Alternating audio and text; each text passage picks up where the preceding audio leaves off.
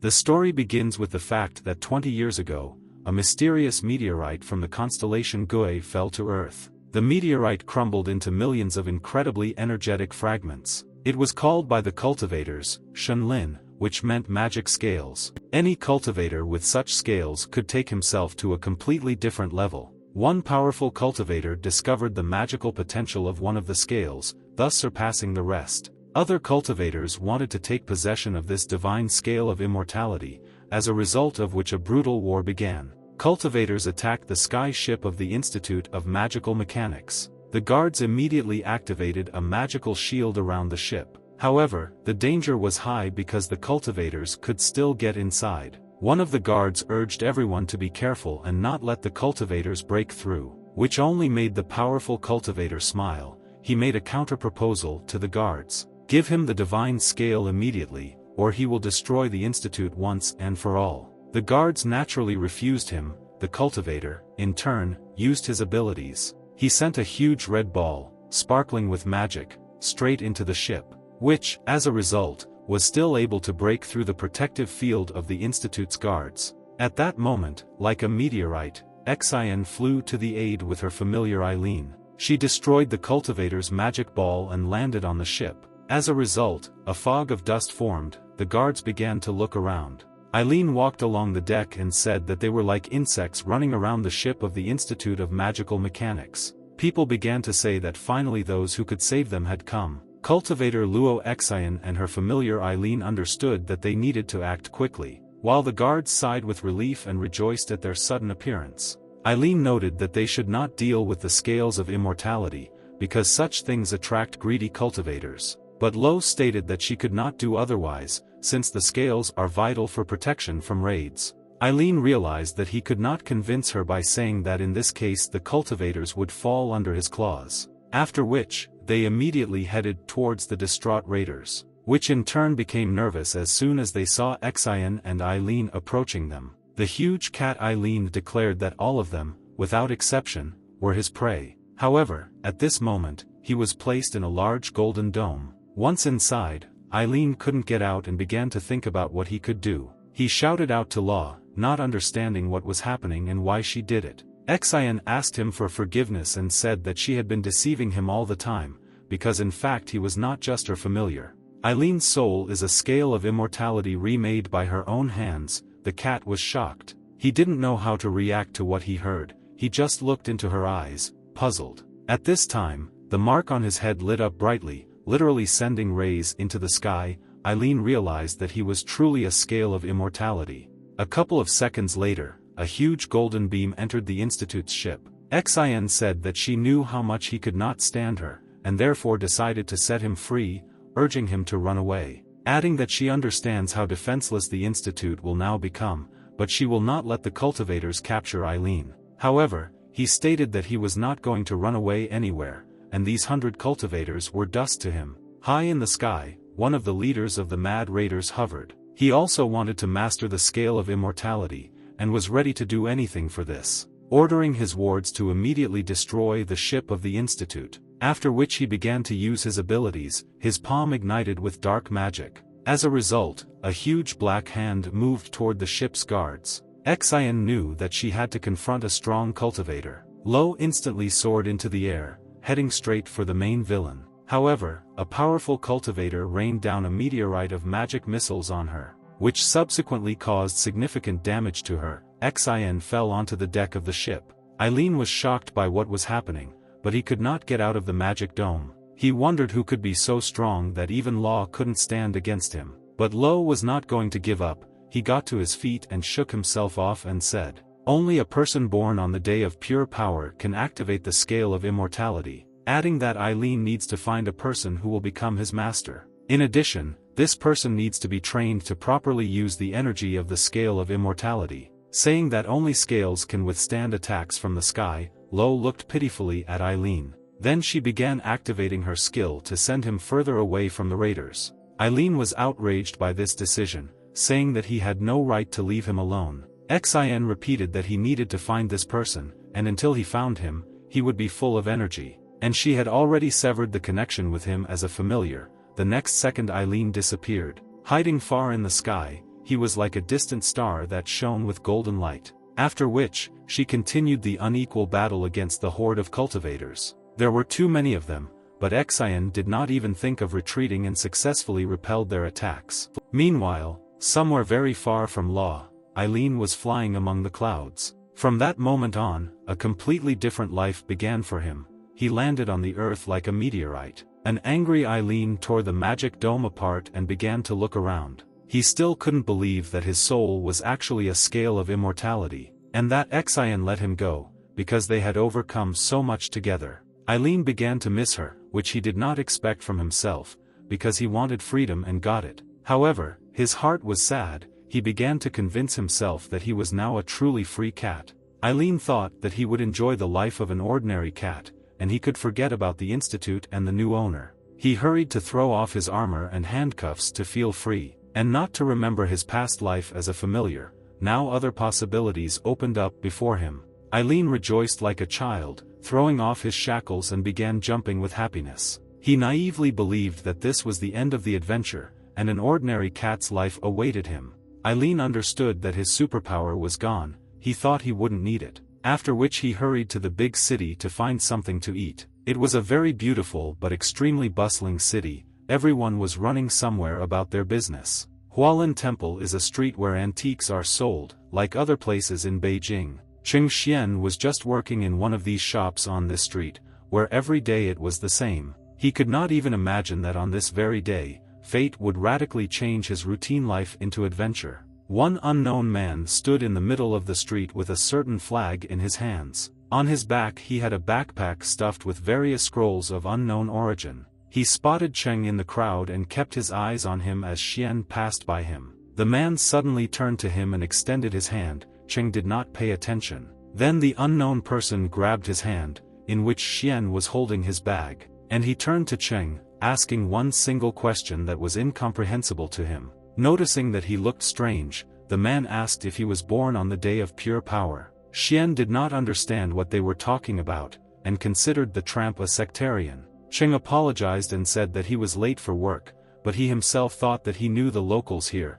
but he was the first to see him. Besides, how could he find out when Xian was born? The man said that only a miracle that he would meet soon would save him. Otherwise, he may die soon, because he gets sick often and should not be taken lightly. Then he will definitely invite trouble. Cheng was dumbfounded, because in fact the old man told the truth about everything. Just how he guessed, he became interested in who this unknown person was. But Xian moved on, although a strange feeling did not leave him. He remembered how his parents told him that they constantly visited the hospital. Since he had a congenital heart threshold, and he cannot live normally without medication. And after I graduated from the medical academy, I couldn't stand the heavy workload. As a result, he had to quit, and that's how he ended up in an antique shop. Cheng thought about that time, but did not regret his choice. In general, he tried never to regret what he had done. His antique shop was called Treasure Hall, which was a pretty good name. Xian took a beautiful vase out of the box and took it to a new place.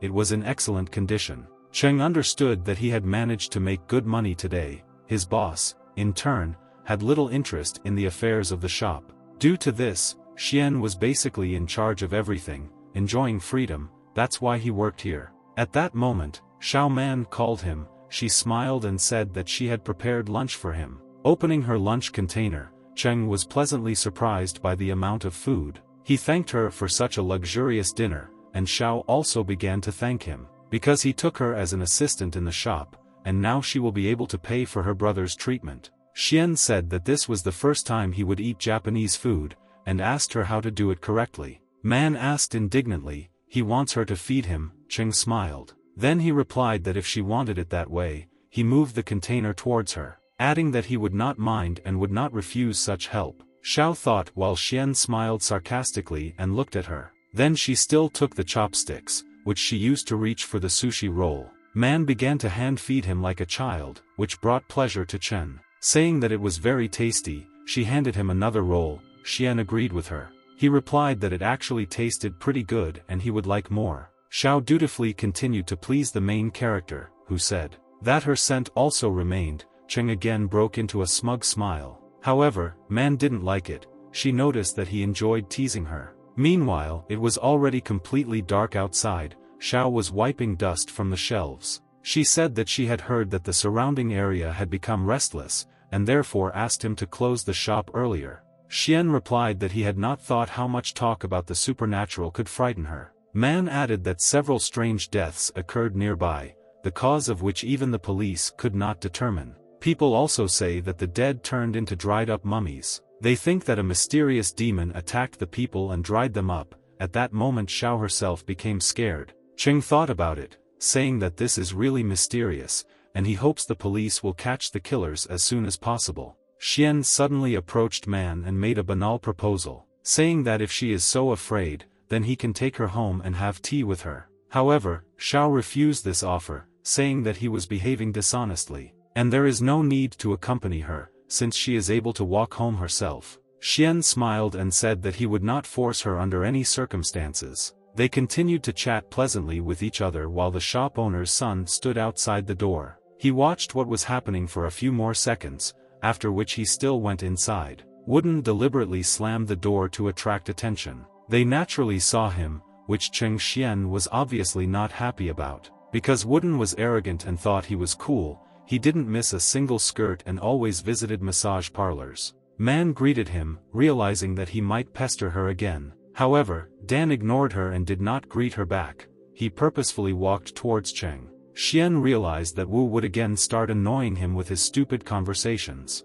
Wooden, in turn, demanded that Cheng follow him because he needed to discuss something. Xian wondered what he might want this time, but he had no intention of giving up. Afterwards, Man went to the exit to follow Dan, and Man became nervous. She said that it was time to close the shop, and they could talk another time. However, they ignored her again. Xiao sharply shouted Cheng's name. He replied that nothing bad would happen, and he and Wu would just talk. Going out into the street, Wooden led him into a dark alley. Cheng did not understand what was happening. Suddenly Deng stopped. Xian suspected something was wrong and began to look around. At this moment, Wu whistled loudly, and at the same second people appeared with bats in their hands. Wu hastened to surround Cheng from all sides. He realized that things were bad. Wooden's gang, grinning, began to approach closer to the main character. Xian asked Wu what he was up to this time, and he in turn answered that he will forget the smell of the food that Man prepared for him forever.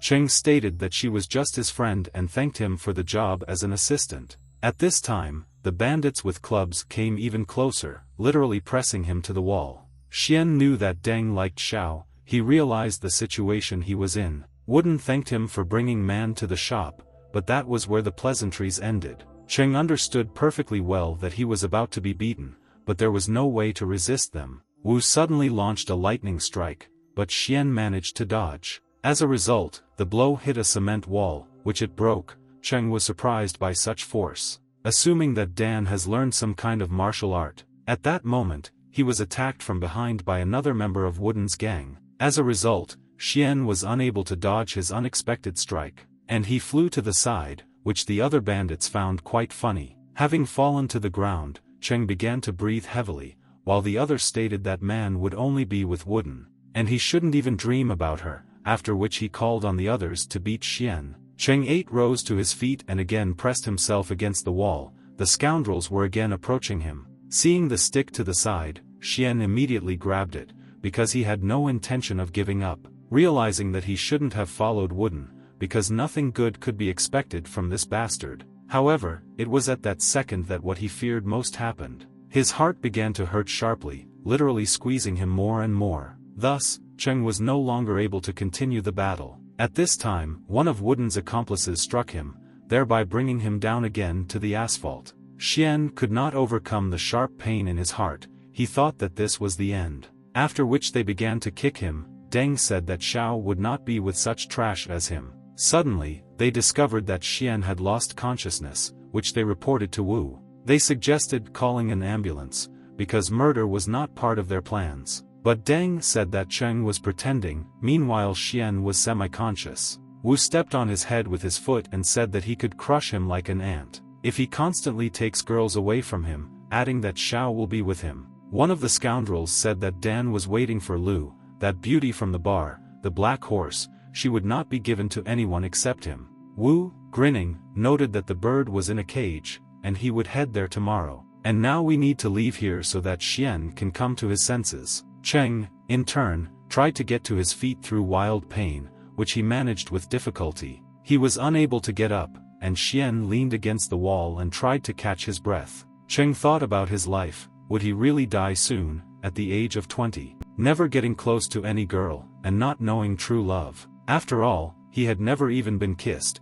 It was extremely unpleasant for him to realize all this. At that moment, a small pebble flew towards him. Chen did not understand what it was. He lost consciousness again, and the last thing he saw was a cat with burning eyes, which a moment later sparkled with bright rays and transformed into a pretty girl. She walked towards the beaten protagonist, smiling at him at the same time. Xian could not understand anything, and thought that he had imagined it all. The girl sat down next to him and pitifully asked how he was feeling. She discovered that he was practically dead. Cheng considered her his angel, which was sent to him to accompany him to his last place of deployment. An unknown girl moved closer to him and tried to help him get up, but she didn't succeed. Then she looked into his exhausted eyes, and as if something began to happen, she had a rather strange sign on her head, and from her mouth came a bright golden light, like a sunbeam that pierced him. The stranger unexpectedly kissed Xian. He was shocked by what was happening. Cheng had a whole stream of endless thoughts in his head.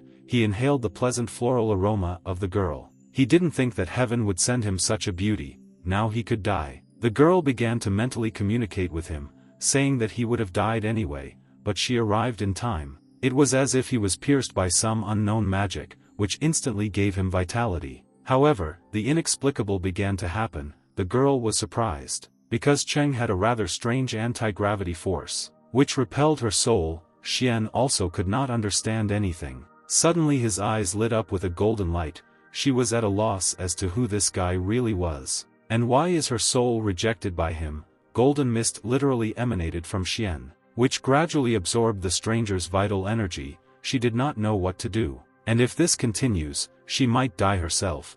But she didn't know how to stop the process. The girl began to transform into a cat again, and could not stop it. His arms and legs turned into fluffy paws. Xian himself did not know what was happening. In just a few seconds, she turned into a small and cute cat. The dark alley was filled with bright light. The ground shook underfoot. Eileen's head sparkled and he started screaming like crazy. At this moment, golden rays began to emanate from the mark on the forehead. Fiery flames also emanated from Xian's body, bursting with energy around him. After a certain time, everything suddenly ended. Cheng was sitting in the same place against the wall. His eyes were closed, as if it was all a ridiculous dream, which is what Xian thought. Suddenly he opened his eyes, in complete bewilderment and not understanding what had happened. Cheng began to look around, but there was no one near him. He looked carefully at his hands and thought about what had happened. Xian only remembered that he was beaten by Wooden's men. Then his heart sank.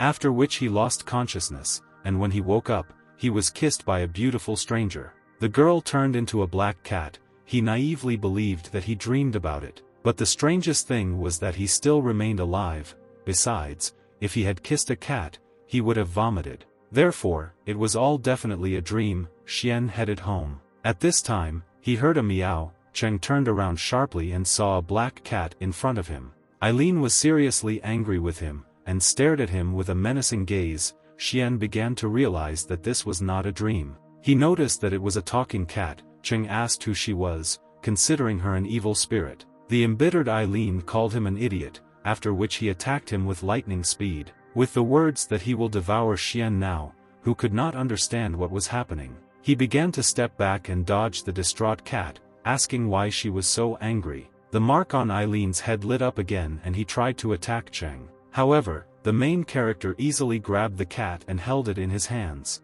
While Eileen tried to scratch him, Xian then threw the angry cat aside. Without understanding why she was so freaked out, Eileen declared that he was a nonentity, because he had just been given vital power, and he decided to absorb his soul. Cheng thought that this was the same killer that man had recently told him about, although it was hard to believe. At that moment, Eileen saw the light. He assumed that this was the one born on the day of pure power. What he hurried to ask Xian about, Cheng asked where he could find out, telling the story of a strange stranger who asked him the same thing and predicted that Cheng would be sick for the rest of his life. Eileen was shocked that he immediately fell on this person, and the scale could also establish a connection without permission. Only he wanted to enjoy the free life of a cat, and then he met one born on the day of power. He demanded that Xian return his soul back to him. Cheng replied that he himself needed strength. Besides, he didn't want to take anything away from him, and he doesn't know how this happened, because he's an ordinary guy. Eileen realized that the scale itself determined the owner, so Chen would also have to replenish his strength. But there was one positive thing: Xian knew nothing about the scale, which means it was necessary to come up with a way to return the soul. The cat stated that he would stay with him for now, and he could consider it a great honor for himself, introducing himself as Master Eileen. But if he does not obey him, his soul will be instantly swallowed up. Eileen naively believed that Cheng was scared, because in fact their souls are now united, and he cannot absorb them, thinking that he will be able to deceive him until the moment he is done with him.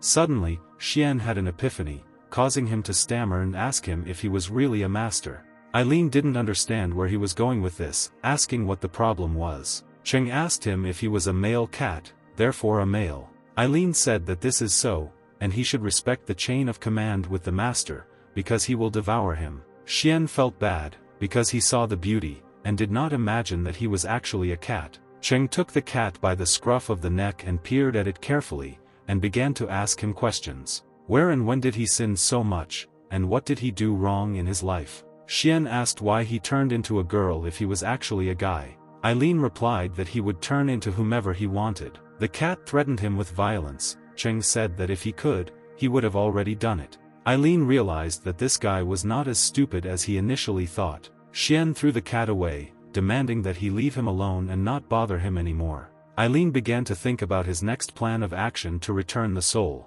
He climbed up the cardboard boxes to the very top and stated that he had specifically decided to please him in his last wish before his death. After all, he never got close to the girl, and in return he received complaints instead of gratitude. Xian said that he stole his first kiss, and it hurts him to remember it. Because it was disgusting with the cat, Eileen, in turn, could not restrain himself. Cheng was also very angry with him, causing them to attack each other. A fight broke out between them, as a result of which they raised a column of dust in the alley. At that moment, an unknown girl approached them and called out to Cheng, calling him handsome. She never imagined that in such a place she could find such a handsome man, which she told him about. They instantly stopped fighting and stared at the pretty girl, who noticed that she could help him. Eileen and Xian literally froze in place. Without saying a word, they continued to look at her. Cheng instantly rose to his feet and approached the stranger, a little shy. Xian nevertheless decided to meet her and extended his hand to her.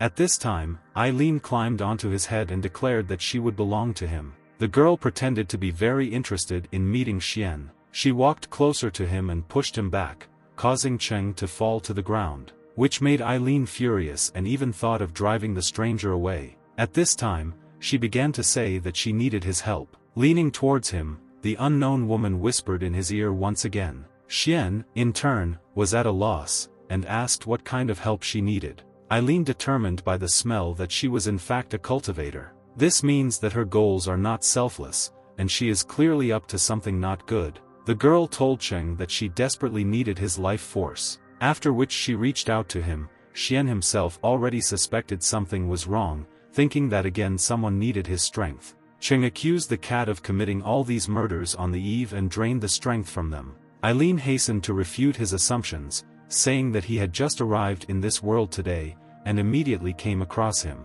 Xian realized that it was actually this stranger who killed those people, what she absolutely calmly admitted to him, so he must be obedient. Since she hasn't done this yet today, and she needs to drink his power to the end. The girl tore off some of his clothes in the chest area and was shocked by what she saw. Because he had a shard of divine scale glowing, which she did not expect. She noticed that she was incredibly lucky today. The stranger began to smile. Xian could not understand where this sign on his chest came from and why it sparkled.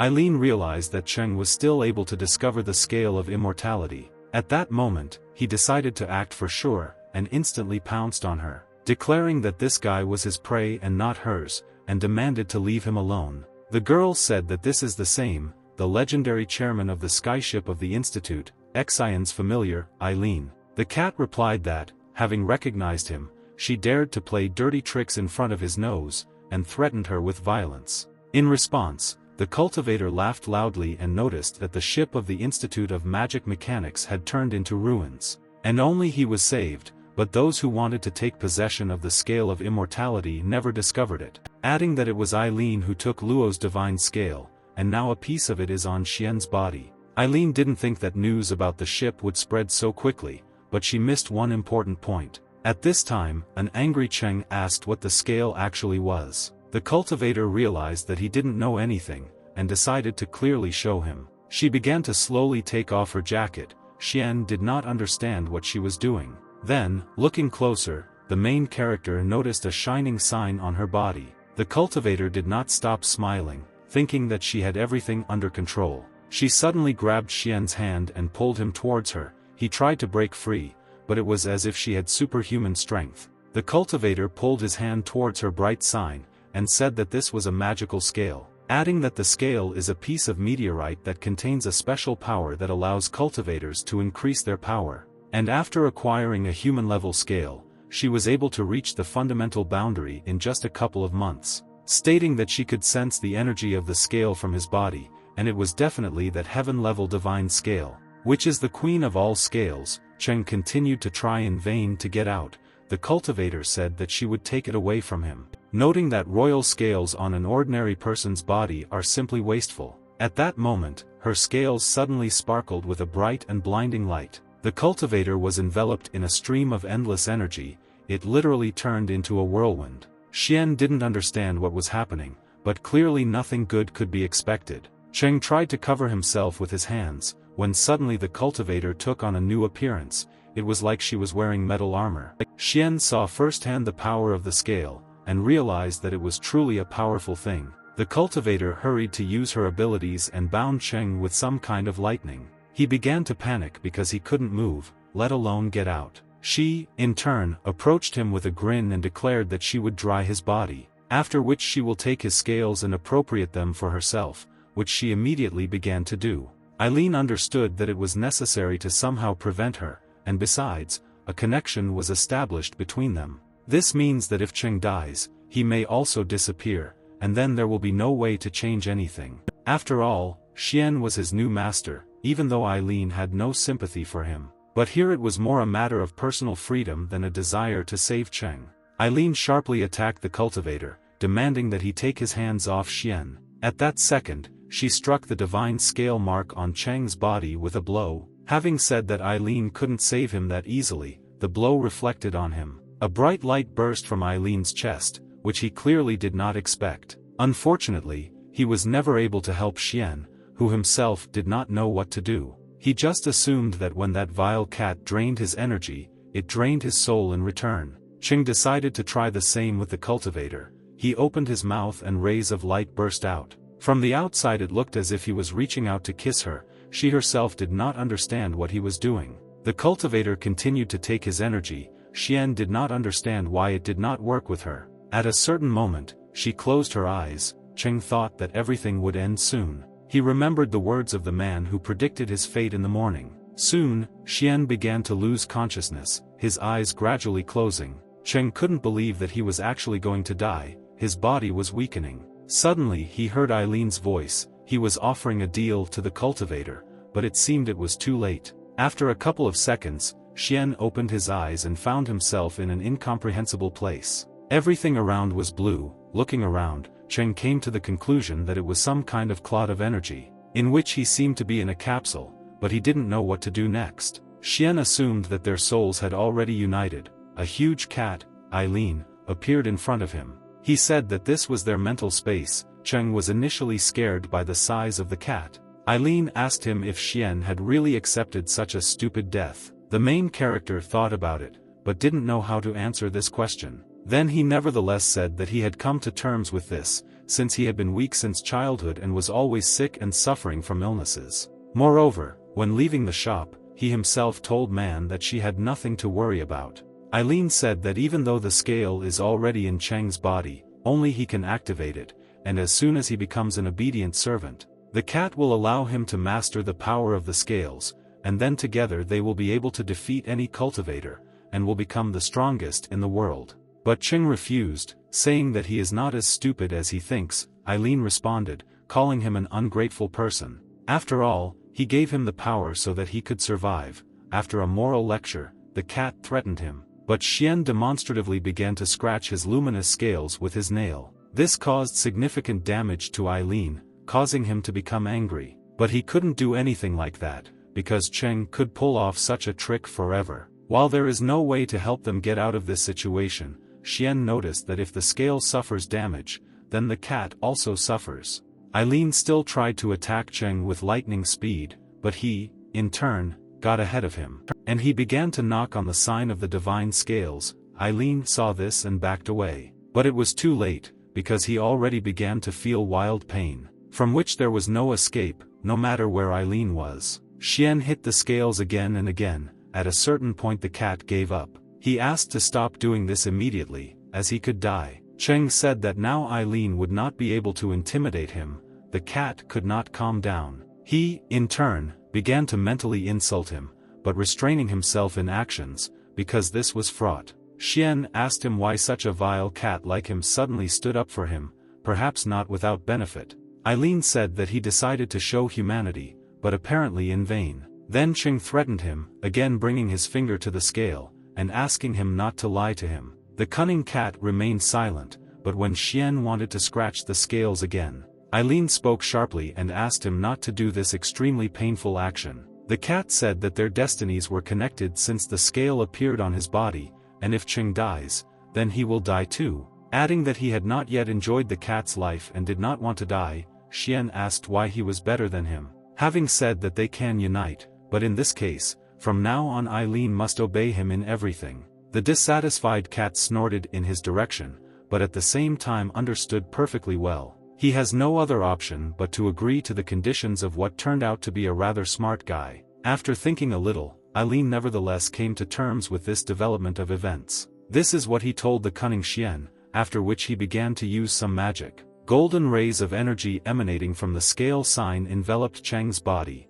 Eileen said that now he will free Shishu of the immortal scale for him. He extended his large paw forward, thereby bringing it to the sign. The divine scale sparkled with energy again, only this time everything happened a little differently. As if the intensity of these very rays increased, after a couple of seconds they enveloped him in every part of his body. Moving through space with lightning-fast movements, Cheng wanted to touch these rays. But they were not tangible. Xian felt this power within himself. After a certain time, it was as if he was placed in a capsule of rays of light. Eileen assumed that there might soon come a time when Cheng would regret it. While the sign of divine scales continued to greedily absorb energy, Xian's eyes turned golden and he felt an incredible surge of strength. The cultivator did not understand what was happening and why Cheng was still alive. At that second, a stream of endless energy burst out from the scales of immortality on Xian's chest, which headed straight into the sky, thereby throwing the cultivator to the side,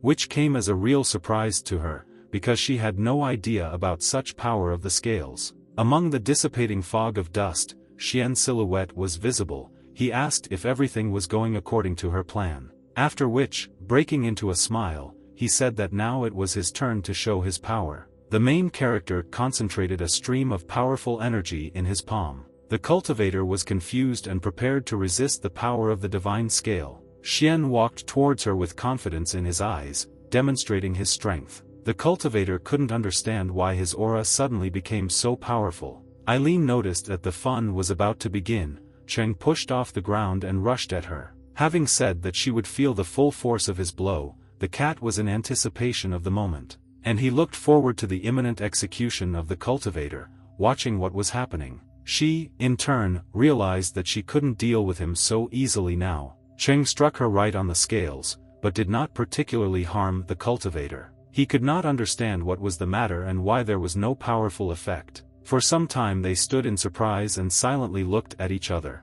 Xian noted that the scale was not as effective as it seemed at first glance. The cat replied that they just activated it, and his body was transformed, so it cannot be used for now. Due to this taking some time, Cheng asked him why he didn't say this in the first place. At that moment, the cultivator grabbed his hand and decided to try once again to pull the energy out of him. However, she did not expect that it would be much more difficult than usual, because the energy being drawn out of Cheng was not at all what she had expected. Xian understood that it was necessary to find her weak point, because this could no longer continue. Otherwise, he may not wait until the scale is finally activated. The cultivator was perplexed when she saw dark energy coming out of him. She stated that this could not happen, because for some reason the dead force was being drained from him. The cultivator asked what he did, but Cheng himself didn't really understand how it happened. Suddenly, the corpse energy began to ignite the flame of passion in her. She became very hot. Xian looked at the cultivator in surprise. Eileen said that most likely he activated the scale. He is not yet as strong as he will soon be, but his body has already become restless. And those who are not dead are between life and death, that is, they are neither alive nor dead. Adding that his body at the moment is a walking dead man, but his inner strength has already become half of a corpse. The cultivator realized that the secret of the divine scale is that it turns living people into dead people. In addition to the fact that the corpse strength of the undead was superior to cultivators, she could also reach heights unfathomable to the cultivators themselves. At this moment, she ran away from Xian and leaned against the wall. Cheng realized that in fact, her weak point was the fear of corpse energy. Xian immediately went to the cultivator and asked what was the matter. After all, just recently, she so wanted to suck out his energy, but now for some reason she changed her mind. She suddenly began to beg him for mercy, telling him not to come near her.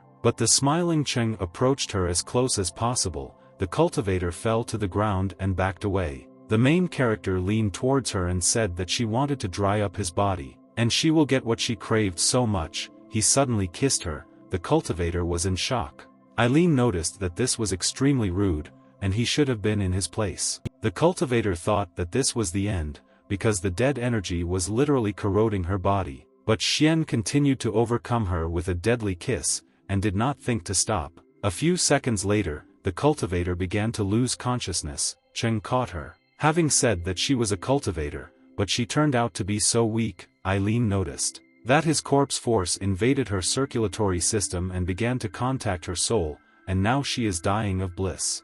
Eileen suddenly pounced on the cultivator's weakened body to make sure that she no longer posed a threat, after which he asked Xian what he was going to do with her, because he couldn't leave her. Cheng replied that naturally he would not leave her here, because she could somehow survive and harm people again. He had a completely different idea where he could make some money and get rid of it forever. Xian took the cultivator's body and took it to the police station, where she was put behind bars. And Cheng earned a lot of money for her capture, which was given to him as a reward. He consoled himself that he had acted like a law-abiding citizen, and now he could afford to invite Man to dinner. Because since her brother became very ill, she hasn't eaten normally. After all the money went towards his treatment, which Eileen was unhappy with, since the cat didn't need the money. And he never saw his reward. Cheng said that he would buy him cat food. Eileen replied, he doesn't eat that crap.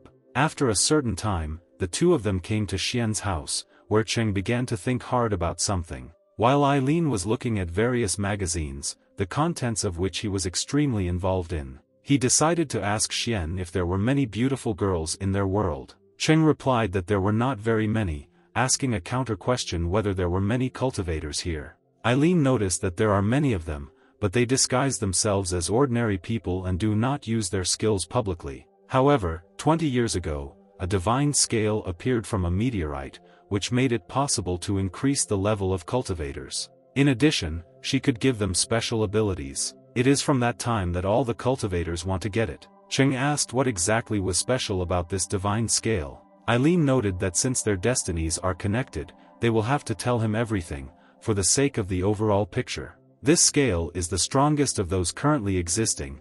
It can make him restless and bring him to the border of immortality. Depending on the rarity and strength, the scales are divided into heavenly, earthly, and human. The divine particle is the strongest, and it belongs to the heavenly level. Xian has refined and strengthened it, causing this scale to become even stronger. And this scale is literally the queen among the rest, since Cheng has just teamed up with it, and is at the initial stage. Therefore, apart from pain, he had not yet experienced qualitative physical changes. Xian asked who Luo Xian was.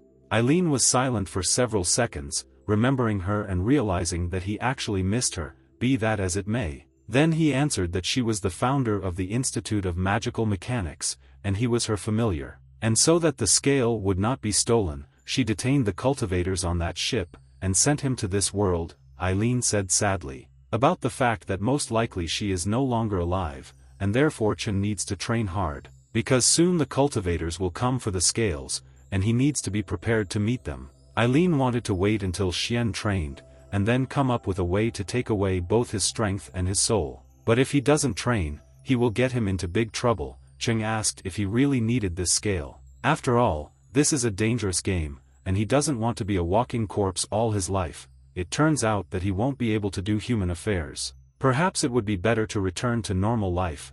Eileen replied that he did not know whether he could return to his previous existence. But if he fully unleashes the potential of the scale, he will become stronger than all the cultivators in the world, and they will instantly turn to dust. Urging him to calm down, because such a chance comes once in a lifetime, and someone will never have such an opportunity at all. Xian, in turn, sighed heavily and asked Eileen, how exactly can he acquire this unknown power of the divine scale? Eileen was puzzled and did not know how to answer the question put to him. After all, Xian never told him about this power, and besides, he only recently learned that his soul is a divine scale. The cat was literally immersed in the thought process, but nothing sensible came to his mind. Xian called out to him, asking if he could hear what Cheng was telling him. At this moment, like a hologram, Luo Shen's appearance appeared before them. Eileen was shocked. He stuttered her name and tried to talk to her. Xian thought that this Xian turned out to be quite a beautiful girl.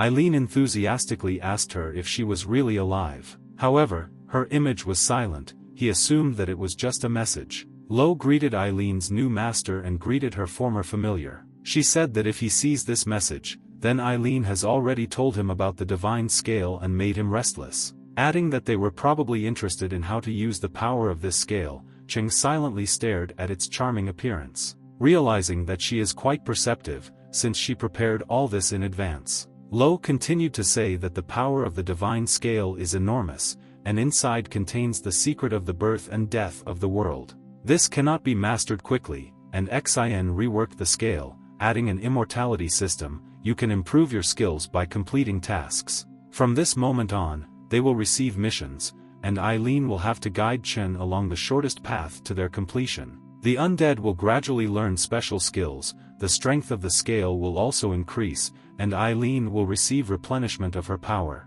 As a reward, Cheng realized that the cat was just an assistant, which he told him. Lo added that they are the key to saving the world. At this moment, the so-called Xian hologram began to periodically disappear. Xian only heard about the heavenly raid, which is what he asked Eileen about. He became interested in what a heavenly raid was. They looked at him silently for a while, not understanding what suddenly happened with the message, and for what reason it was suddenly interrupted. Cheng and Eileen began to digest the information they heard. After a couple of seconds, a magical glow of some blue energy began to emanate from the mark on Eileen's head. Xian did not understand what happened and looked at the cat, who in turn said, apparently this was their first task. The point was to find a blood slave for the undead. Xian, like Ellen, did not expect that everything would be so complicated. The apartment literally glowed bright blue, the rays reflecting the task at hand. Cheng asked Eileen who this blood slave was and why he needed him. Suddenly, this sparkling energy in the form of blue rays entered the sign on the cat's head with lightning speed. Eileen said that he had received the necessary instructions for the current assignment. A blood slave is a faithful servant of the undead, one of those whom he completely controls. You just need to bite such a person, thereby leaving your mark on him, and he will become his blood slave. Xian asked whether it was necessary to drink human blood, and Eileen answered positively, adding that they only have 48 hours to complete the task. Cheng replied that this is too little time, and he is not quite ready yet. However, Eileen hastened to convince him otherwise, saying that he was no longer at rest, and there was nothing more to prepare for. Xian asked what would ultimately happen to the person who was bitten. The cat replied that his body would become numb, but his mind would remain, and no matter how much he resisted, he would obey him in everything. Eileen suggested that the main character bite some pretty girl, but Xian asked what would happen if he still refused the task. The cat said that he would become the walking dead, and his human mind would be absorbed by corpse energy. Eileen realized that Cheng should not refuse this mission, because in this case he would also be lost. Xian, in turn, asked if he was deceiving him, and whether he would definitely become a walking corpse. Eileen stated that the undead is strong because he controls corpse energy, but at the same time it is very dangerous, because it gradually decomposes the mind, and if it does not improve, it will eventually become a walking corpse. Cultivators are divided into 6 levels, from weak to strong, initial, intentional, golden, primal, serene and profound. But the undead cross 6 limits: the gray eye, the black pupil, the yellow pupil, the scarlet eye, the unchanging and immortal. Cultivators need to absorb soul energy to develop, while non-deceased ones accumulate corpse energy. And Cheng has just taken the path of the restless, and has not yet moved to the level of the gray eye. If he does not develop, the corpse energy will kill him. Xian asked how they are connected to the slave. The cat replied that by receiving the blood of the slave, he stabilizes the corpse's energy to move to the next level. Cheng realized that Lo had calculated everything. Eileen added that he would receive a generous reward for completing the tasks. Xian opened the balcony door and took a deep breath of fresh air as he began to think. Rewards are not important to him, but if he fails to complete a task, he can become a corpse. Moreover, without missions and developing his skills, he would not be able to defeat stronger cultivators, which was a shortcut to death. Accordingly, the only way to survive is to move forward and complete tasks. At that moment he heard unknown voices and could not understand what was happening. Cheng noticed the sensitivity of his hearing and improved vision. He could clearly see the object at a distance of about a kilometer. What was pleasantly surprised was that Xian heard a child in the distance asking his mother to buy him a toy. Turning in the other direction, I heard the guy complimenting his girlfriend. Cheng realized that after the transformation, his abilities had clearly improved. He could hear far away and could see people's faces in detail. Suddenly, among various standard and unremarkable conversations, he heard a female voice asking for help. Xian almost accurately determined the location of the girl, who was on the 10th floor of the building. Cheng could not only hear and see well, but also determine the location by sound. Thinking about the filthy cat who said that Cheng had not even reached the 1st level, but his skills had already improved, Xian could not even imagine how strong he would become when he started training constantly. Cheng decided to help the girl who was calling for help from someone, and he also wanted to test his abilities in practice. Eileen was in disbelief when he saw Xian jump onto the balcony that was 1 floor above. He asked where Cheng was going again. He replied that he wanted to save a person. The cat said that it was better for him not to waste time, but to think about the task. A couple of seconds later, they were already climbing up the balconies together. On the 10th floor they looked out the window where they saw a tearful girl. She covered herself with only a towel, and standing behind the closed door, she trembled with fear. Eileen and Xian did not expect to see such a picture in front of them. Cheng assumed that she was being robbed while she was in the shower. Eileen thought the problem with the blood slave was solved. But Xian said that one should not attack a person in trouble, especially since she once helped him. At that moment, unknown people knocked on her door and demanded that she open it immediately, saying that her father owes him money, and since he cannot pay it back, she will help. The girl replied that tomorrow she would return everything to him, but the man did not let up and again demanded to open the door. One of the robbers suggested breaking down the door rather than spending half a day here standing on the staircase. He, in turn, agreed. At that moment Cheng and Eileen climbed into her apartment through the window. He carefully came up behind her and quietly called out. The girl was shocked that robbers had gotten through her window. However, when she turned around, she saw a familiar face. Xian said hello and introduced himself as a neighbor from below. She backed away out of fear, as a result of which she slipped and almost fell to the floor. But Xian naturally managed to grab her hand and asked her to calm down. He began to assure her that everything would be fine and no one would hurt her. The girl didn't know whether she could trust him, and didn't understand how he climbed into her window. Meanwhile, the robbers continued to break down the door. The girl was at a loss. A few seconds later, they were still able to knock down the door, and saw her with Cheng.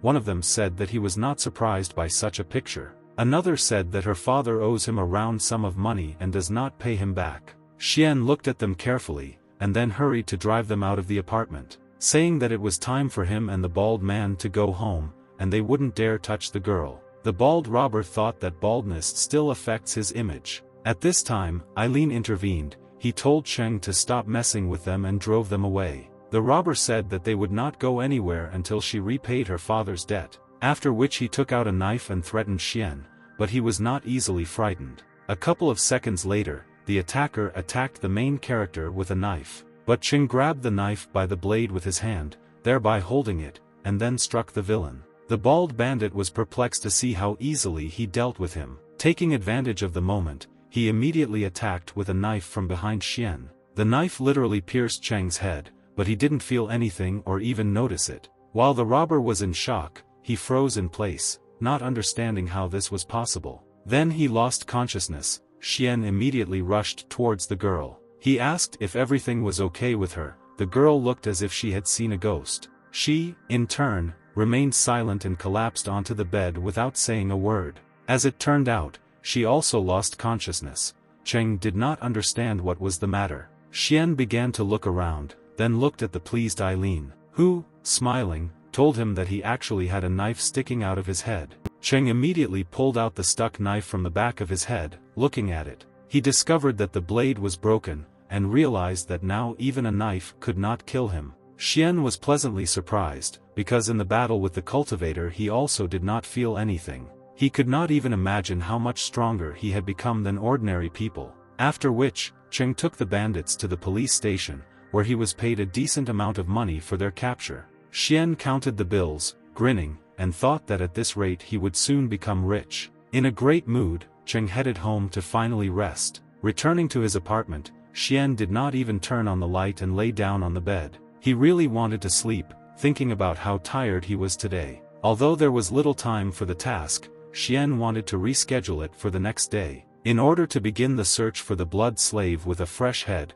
Cheng quickly fell asleep. The next morning he visited Hualin Monastery, after which he went to his shop. There was very little time left, and it was necessary to find a blood slave. Arriving at work, he noticed Xiao Man, who was wiping dust on the shelves. She also saw him and instantly rushed to meet him. Xiao asked how he was feeling. "Because I heard that he got into a fight yesterday," Cheng smiled and answered. Everything is fine with him, because he promised her that everything would be fine and asked her to calm down. Having said that they would soon go out to eat, Man was delighted to see him in full health. At that moment, Eileen jumped on her. Xiao was surprised, because there was a feeling that someone had touched her. However, no one was nearby, because no one except Xian saw the cat. Cheng hurried to drive away the impudent Eileen, and accidentally pushed Man. The dissatisfied cat jumped to the side, after which he purred nervously. Xiao, in turn, did not understand what Xian was doing and looked at him in surprise.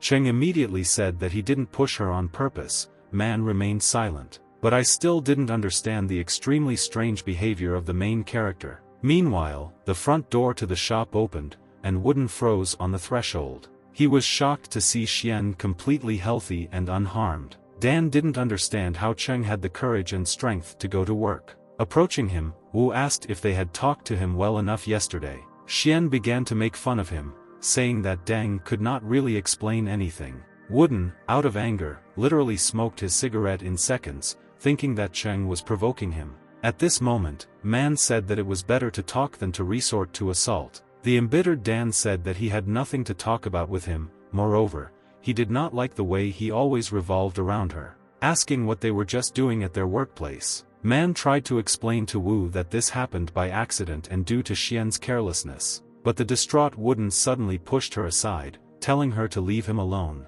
Cheng hugged Man and tried to calm her down, after which he covered her with himself. Dan asked how much money she needed in order for her to agree to be with him. Xian could not tolerate such impudence, and called on him to immediately stop communicating in such a tone. At that second, Eileen jumped onto Cheng's shoulder and said that it looked like they would have to die one day because of the girl. Wu, grinning, stated that he knew about her brother who was in the hospital, and he understands that she works to pay for his treatment, and he also knows which hospital he is in, adding that if she angers him, then one call and her brother will be thrown out of there, and Xiao will no longer work here. Man asked not to do this, because she needed to repay debts and pay bills. Cheng took out 2 bundles of money and threw them on the table. Deng and Xiao turned around when they saw the huge amount of money.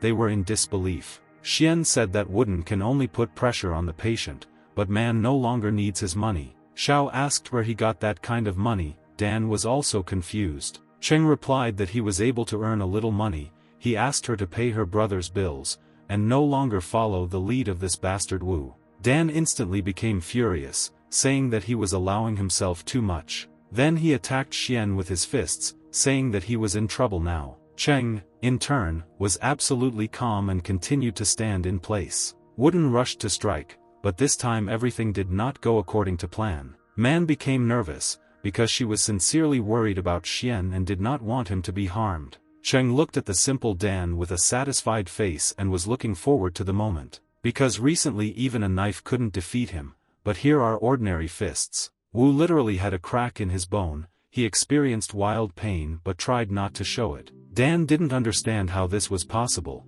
as if he had hit a concrete wall. Man immediately ran up and asked if Cheng was okay. Xian, breaking into a smile, replied that everything was fine with him. If anyone had problems, it was Wooden. A pleased Eileen noticed that this is how it should be with such people, because they absolutely do not know how to treat girls. Dan tried to hide the incredible pain in his arm. He stammered that his father will soon kick them all out, and he will throw brother Man out of the hospital. After which he nevertheless deigned to leave the shop, loudly slamming the door goodbye. Xian understood that Wooden had really let himself go, but no matter what he planned, Cheng would handle everything. It was necessary to teach this upstart a lesson once and for all. Xian had prepared a surprise for him for today, after which he will be on his knees calling for daddy and begging for mercy. Later in the evening, Cheng went to the brothel, Black Horse, where ordinary people were not allowed to enter. Only high-status people were there. This establishment was located in the suburbs. Xian, dressed in a tuxedo to look more respectable, headed to the entrance.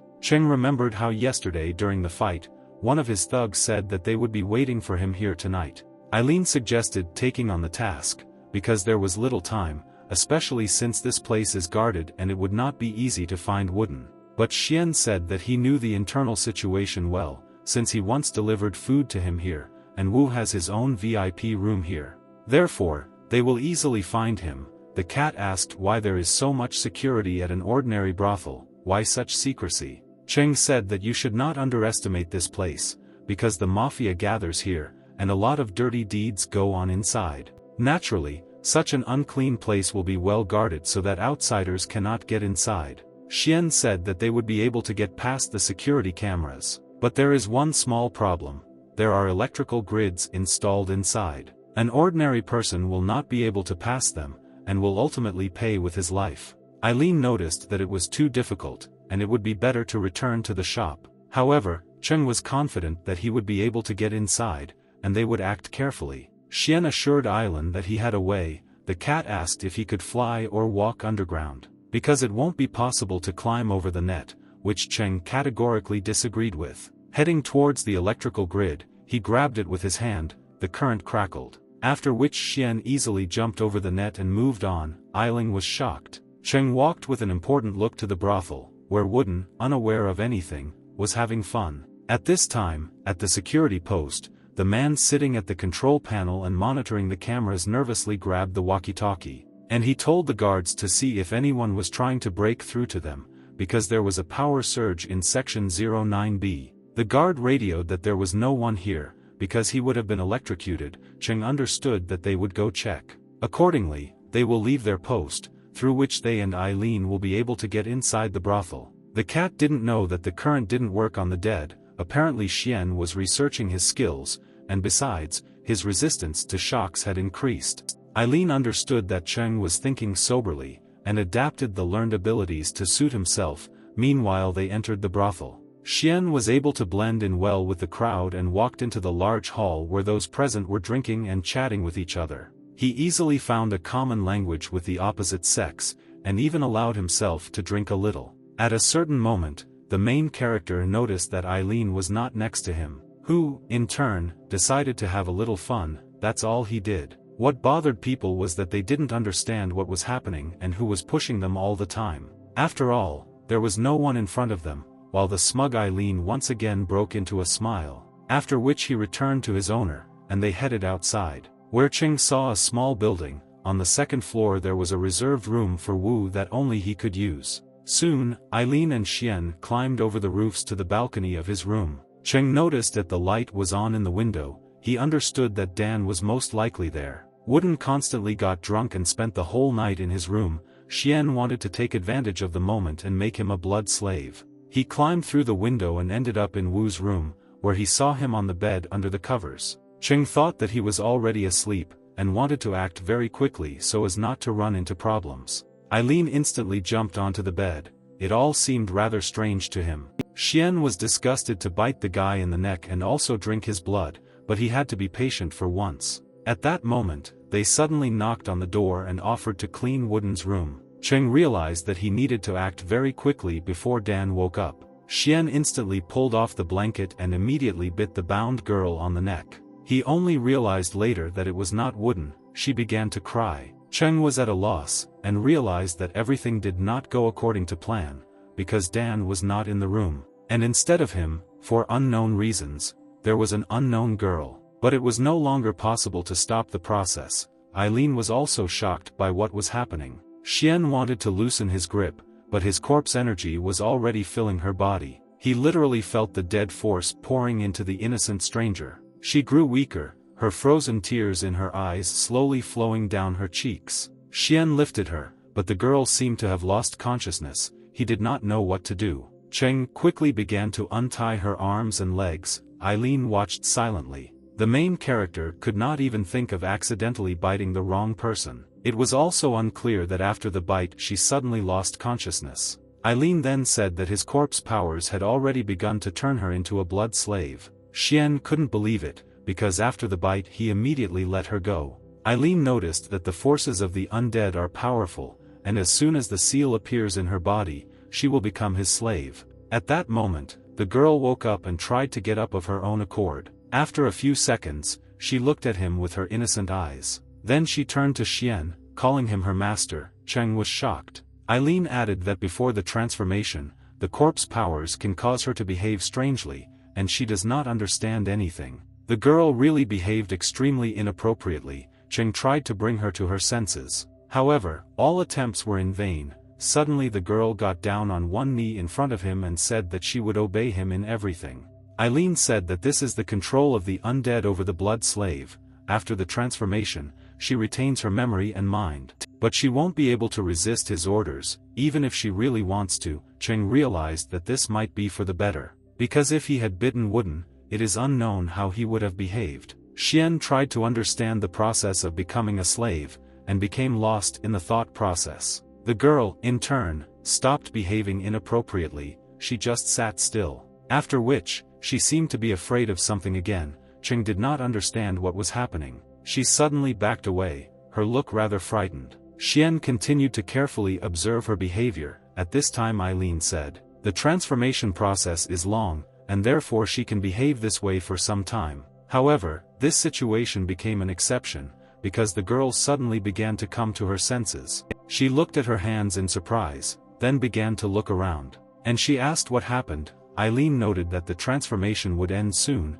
He himself did not understand how she came to her senses so quickly. The girl was very hot, which she stated. The cat said that the shorter the process of transformation into a blood slave, the more the body is suitable for corpse forces, and the more natural data there is to become a slave of blood, adding that he has found a treasure. The girl asked why this cat was constantly talking, suggesting that she was hallucinating. Eileen said that if she sees him, she has become a real blood slave. She could not understand what was happening to her. Her mind was still clouded. The girl asked who they were and what they wanted to do with her. Cheng understood that she was not one of the timid ones. After which he introduced himself as Cheng Xian and said that he should not be afraid. She asked what he was doing here in that case, if he wasn't dangerous. She herself wondered why when she looked at him, her heart began to beat faster. Xian said that he came here for Wooden, but who she is and how she ended up here is a question. The girl told the story of how she was kidnapped by Deng's people, then tied up and brought here. Cheng understood what Wu wanted to do, and why he started all this. The poor girl became a victim of his evil intentions. Xian stated that he was not from Deng's gang, and she really had nothing to fear. But the girl said she didn't believe him, and he definitely intended to harm her. She felt an incomprehensible feeling in her body, but the girl could not understand what it was connected with. Xian said that this was an accident, which is very difficult for her to explain now. The stranger literally boiled over, declaring that they had to let her go immediately, otherwise they would have problems. Eileen noted that a blood slave was not allowed to talk to her master like that, and she should be taught a lesson. At that moment, Wooden heard unknown voices outside the door of his room, after which he immediately knocked down the door and asked what was happening here. The girl was dumbfounded when she saw Dan. She realized that the evening would not end well. Wu was at a loss when he found Xian in his room. He demanded to know how he ended up here. Cheng urged the girl to hide behind him so that Wooden would not harm her. Suddenly, the newly made blood slave bowed before her master. The girl was conscious, but her body seemed to obey his orders. She didn't understand why this was happening, and the cat also said that Cheng was her master, and the further it went, the more incomprehensible it became. He seemed to be trying to protect her, but could she trust him?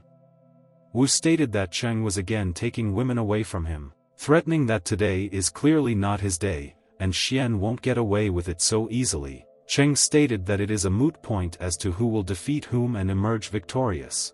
Eileen urged Xian to be careful, as Wu had a strange smell and things might not be that simple. Wooden said that whoever touched his girlfriend deserves to die, after which he attacked Cheng with his fists. He threw a punch at the protagonist, but Xian successfully blocked it. However, I realized that Dan had indeed become unexpectedly stronger than before. Wu still had hope for victory, and he again rushed towards Cheng. Having said that he should have been finished off in the shop in the morning, he should have let him go in vain. And now he came again to annoy him. Xian, in turn, easily dodged his attacks. Wooden could not understand where such a reaction and speed suddenly appeared in him, but without focusing on this for a long time, he began to attack Cheng again. This time he managed to strike him. Xian realized that it simply would not happen. After all, Wooden knew Kung Fu and was always ready.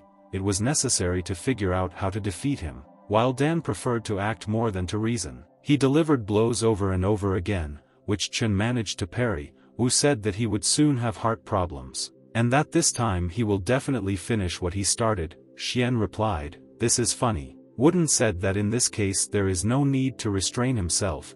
Then he threatened with broken ribs. In fact, Deng understood that Cheng was not as simple as he seemed before, and it seemed that he had learned hard Qigong. Xian stated that he did not feel his blows, although he understood that Wu's Kung Fu was amazing and difficult to fight with. Eileen, in turn, knew that the seal of immortality on the girl's neck had already formed, and there was only a short wait left, which is what he told the fighting Chen. The characteristic mark on the girl's neck lit up with purple, cadaverous energy. Xian asked Eileen to tell her more about this. The cat said that the seal of immortality is an eternal mark, denoting the relationship between slave and master, and she has already completely turned into his blood slave. Cheng realized that with this, his first task was successfully completed. He had been waiting for this moment for a long time. At this time, the embittered Wooden turned the bed over and threw it towards Xian. Having said that he was overestimating his capabilities, Cheng had already hurried with Eileen into the space of consciousness. In order to quickly receive his rewards, Xian increased his level of the undead to the gray eye. He also earned 500 points of corpse energy, which he was very happy about. His hand ignited with dead force, and his body was enveloped in purple smoke. Cheng realized that he had become much stronger, and now he would certainly be able to defeat Dan. At that moment, he returned to reality, where Wu's bed was flying towards him. Xian hurried to use his new abilities to repel the attack. He immediately stabbed with 2 fingers at the bed flying towards him. As a result, he broke it and smashed it into pieces. Wooden was shocked by such force. While Cheng felt superior, he began to smile looking into Wu's eyes. Deng realized that it would be extremely difficult for him to deal with such a strong Xian. Cheng thought that a blood slave was only needed to move to the next level. However, the unexpected surge of strength was a real surprise for him. Eileen noticed that Lo had installed a rather successful system. After all, now the scale of immortality was fully manifested. Xian felt much more confident. Wooden said that now he would show him real strength. His eyes lit up red. Dan continued to fidget and say that he wouldn't leave a wet spot. Xian suggested that he quickly check it out instead of just chatting. At this moment, Cheng received his second award and was pleasantly surprised. He was given the ability of a dark finger chimera, and a book about acupuncture. A few seconds later, they started running towards each other. Eileen watched closely what was happening, and was in anticipation of the moment. The main character hurried to use his new ability. He released a dark chimera from his fingers at Wooden, dark rays directed towards him. Dan did not understand how this could happen, and what kind of magic Chen began to use. However, he still continued the battle and did not think of retreating back. His fist met Xian's fingers, causing Wu to be enveloped in corpse energy. Dan, in turn, did not know how to resist this unknown force. A second later, a black snake flew into him,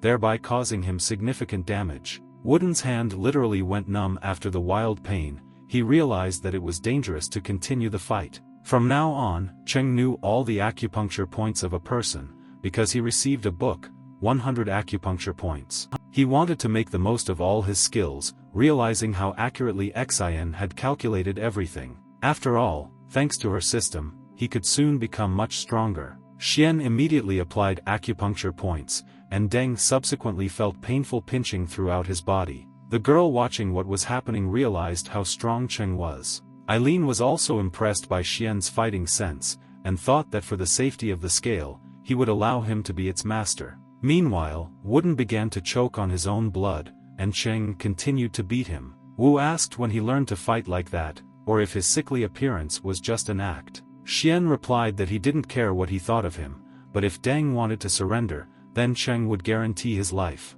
Wooden continued to pretend to be tough, although he understood how strong Xian was, but he said that he was not impressed with a couple of techniques. Moreover, he stole the girl from him. Dan reached into his pocket, saying that he would not allow him to die so cheerful. Cheng realized that he was planning something bad. Wu took out a red pill, and he said that this is a capsule with boiling blood, which he will now eat, and then destroy Xian. The girl noticed that this pill smelled extremely disgusting. Eileen realized. That's what stank so bad that time. These capsules are usually used by cultivators. After a couple of seconds, Wooden defiantly swallowed the capsule and began to smile. He said that it was not in vain that he spent so much money on this pill, because the sensations were really great. His eyes glowed with fire, and his body was enveloped in some kind of red energy. Dan threatened Cheng with immediate violence. Eileen noted that by eating this capsule, Wu ignited his vital forces and provoked an eruption. Now as strong as a foundation-level cultivator, Deng pounced on Cheng with flaming eyes. However, Xian, in turn, was still able to evade his fast attacks. Although it became extremely difficult, Wooden's blow hit the wall, which soon cracked. Cheng realized how powerful Deng had become. He wondered if the level of the foundation was equal to his level of the gray eye. Meanwhile, the frantic Wu continued to unleash a series of ferocious attacks, but into emptiness, since Xian managed to avoid them at a certain moment. Having dodged another blow, Cheng still managed to counterattack Deng. Using the dark chimera, he literally stuck 2 fingers into his stomach. However, Wooden did not feel anything. Xian realized that it was necessary to hit the Tancheng point, because there is a plexus of arteries, which in turn will cause paralysis of the body. Dan said, breaking into a smile, nothing will help him. After which, he again continued to try to hit the resourceful Xian. Cheng immediately struck at Tancheng's point, but it really didn't help. Eileen shouted that his dark chimera was at the initial level, and it would not harm Wu, and he also could not close the acupuncture point. The girl realized that the next opportunity to escape would appear only with Chen's victory, although she did not know who he was. But under no circumstances should we lose to Xian. At that second, Wooden launched a powerful blow, but Cheng, as always, managed to jump back.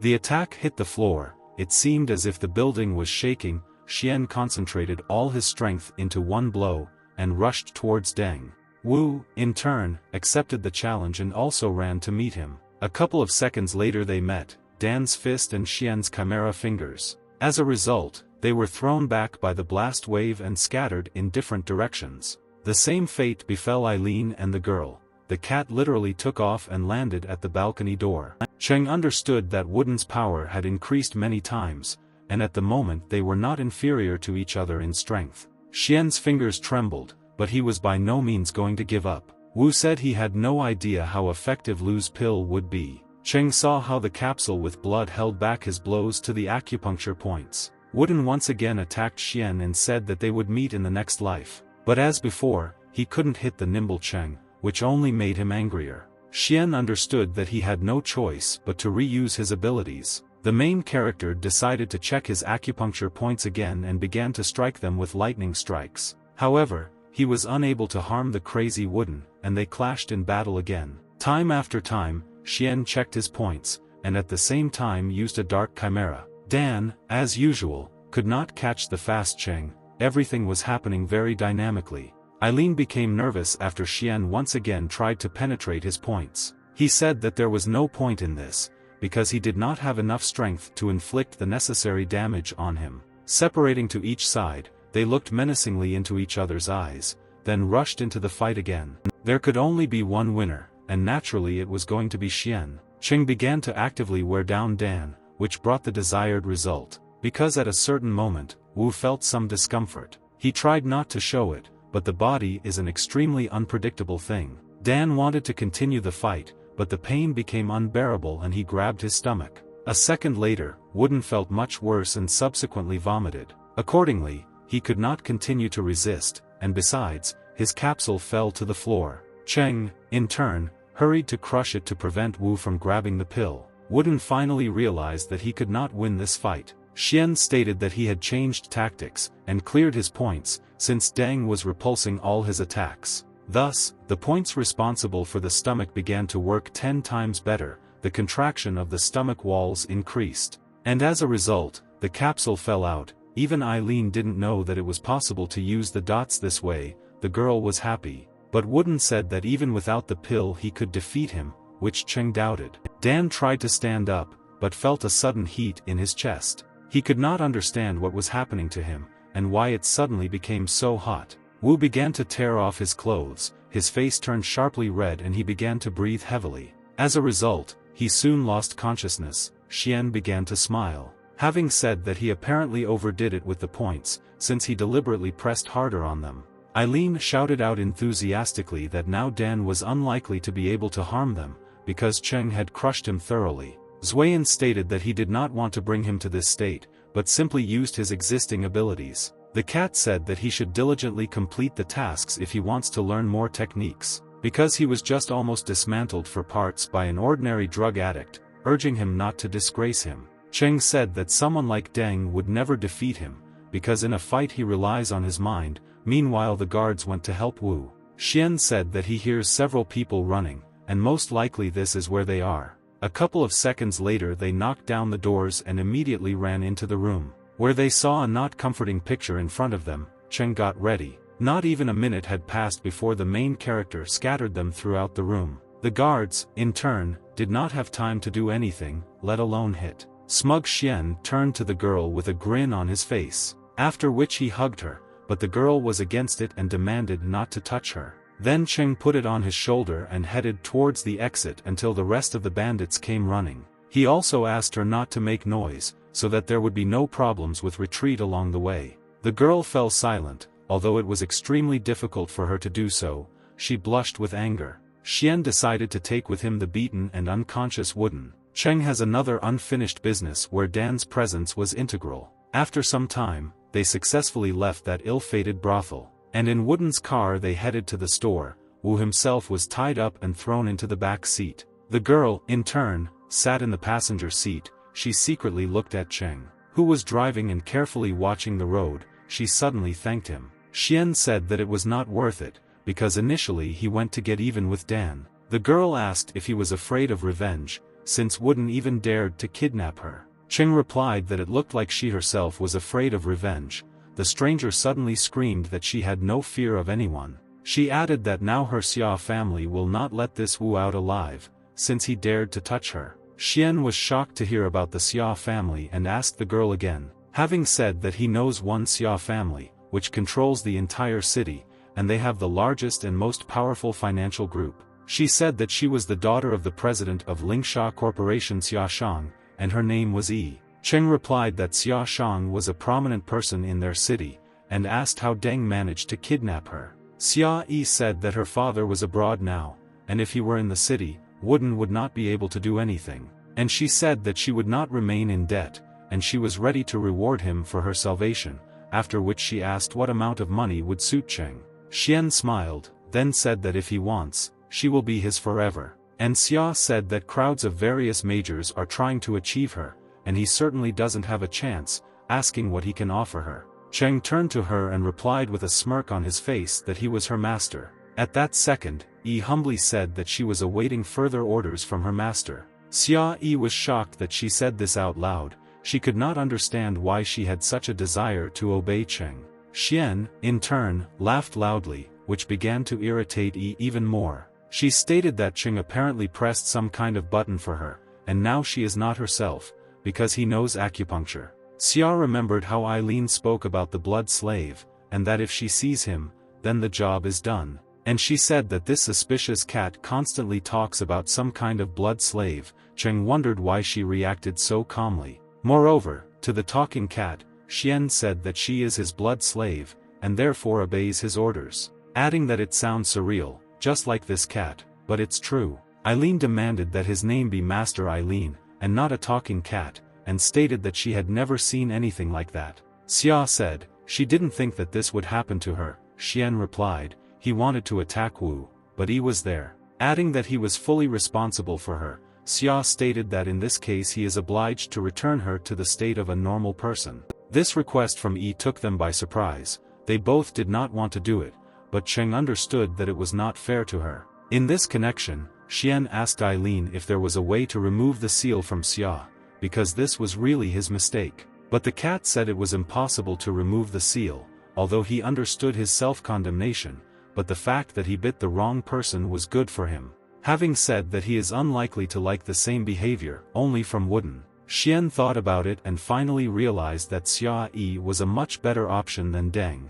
Eileen noticed that his previous owner said that there is a heavenly will, and if she is destined to be a slave to Cheng's blood, then it is better to trust. And she thought about his words. She understood that she would do whatever Xian asked, but could she trust him? Suddenly Eileen jumped onto the dashboard and said that being a blood slave wasn't so bad. You just need to help the owner complete tasks. The increase in the master's strength will be reflected in her. She will also become stronger. This is the unique double cultivation of the undead, and when she becomes stronger, no one will be able to offend her. And she understood that for other girls it might be meaningless, but for her it was just right, because in this case, she will be able to save the property of her family. Cheng said that he would protect her, but he does not understand how she encountered Wooden, because he is in no way connected with her family. And she answered that Dan Woolian's father owns an antique shop under the auspices of their corporation.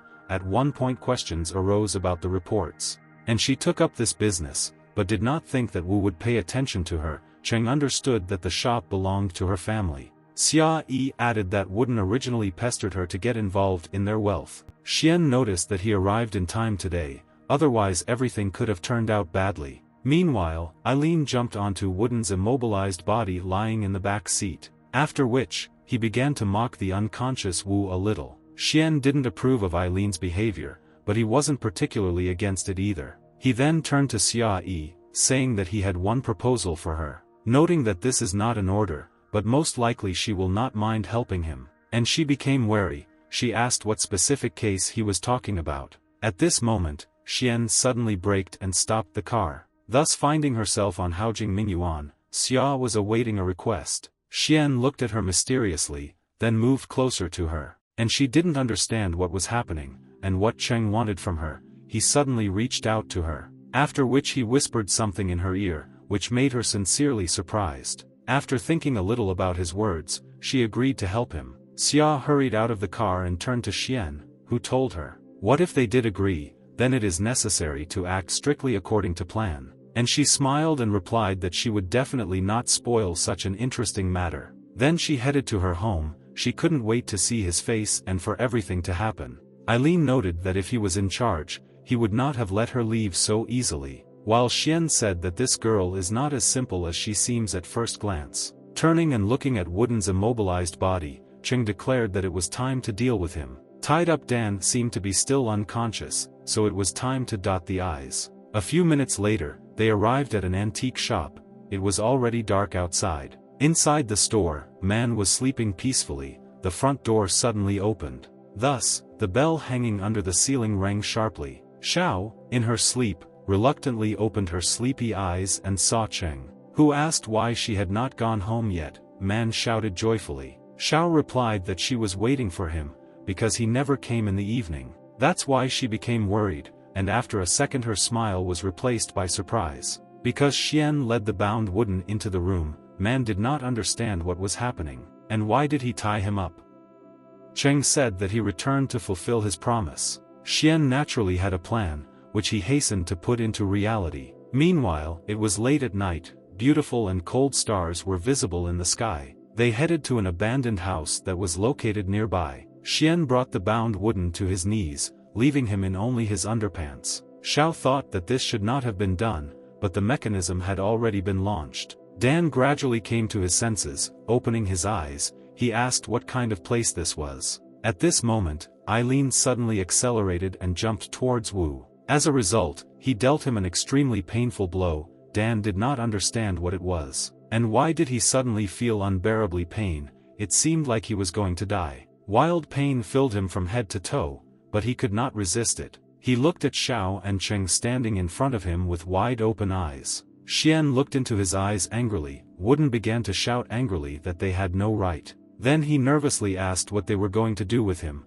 demanding to immediately untie him and let him go. Man asked why he tied him up, and why all this performance. Dan did not stop screaming and demanding to let him go, after which he began to look around. But he still couldn't understand what kind of place it was. Xian came closer to him, and he demanded to ask Man's forgiveness for all the insults, and in the future he would not dare to offend Xiao and her brother. Eileen sat aside and communicated in a mental space with Chen, saying that it would be better if he just took all his strength and everything from him. Xian replied that he was also restraining himself, but until he apologized, this could not be done. Suddenly Wooden called out to him and said that he was clearly crazy for forcing him to apologize to this girl, thinking that since he tied him up, he will get scared, asking if he also wants to kill him, adding that they are just dogs with her who work for him, and even if time passes, they will still remain non-entities. Deng said that it was none of Cheng's business that he wanted to hang out with Man, and he didn't have the courage to kill him. Wu began to laugh loudly and ask Xian to kill him, hinting that he was a weakling and would not dare to do this. Cheng, in turn, replied that since he asks him so much, he will fulfill his last wish. Then Wooden became nervous, and with frightened eyes began to ask what he was up to. Xian said that he brought him to such a remote place on purpose, where there is no one and no one can stop him.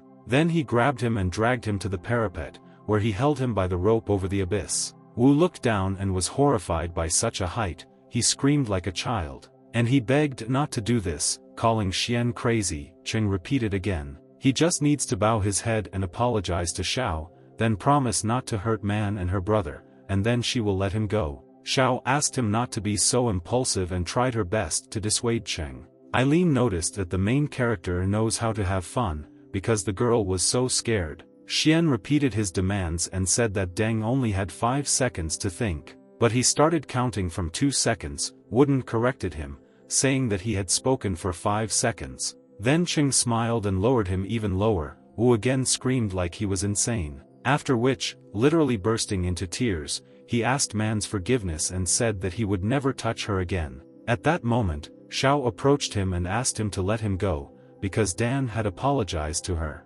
Besides, she doesn't want Cheng to have problems. However, Wooden has done so much evil, and not making him suffer a little more would be wrong. Therefore, Cheng, just in case, dealt him a lightning strike from a dark chimera. Then he looked into the eyes of the tearful Dan and said that he was letting him go. And he really let go, though the rope was out of his hand. Wu was shocked. At that second he realized that he was finished. He began to be filled with terrifying fear. Man was also shocked by Xian's action and couldn't believe what had happened. But in fact, there were ropes below, on which Wooden landed. Just after losing consciousness, Cheng looked at his immobilized body and smiled. Man immediately ran to the parapet and fearfully looked down, but when she saw that everything was all right with him, she could not calm down. Xian hugged her and said that only murder is answered with murder, and he just wanted to teach him a lesson. Xiao started screaming that he had no right to scare her so much, because she almost went crazy. Cheng smilingly stated that he helped her deal with Wooden, and she thanked him so much.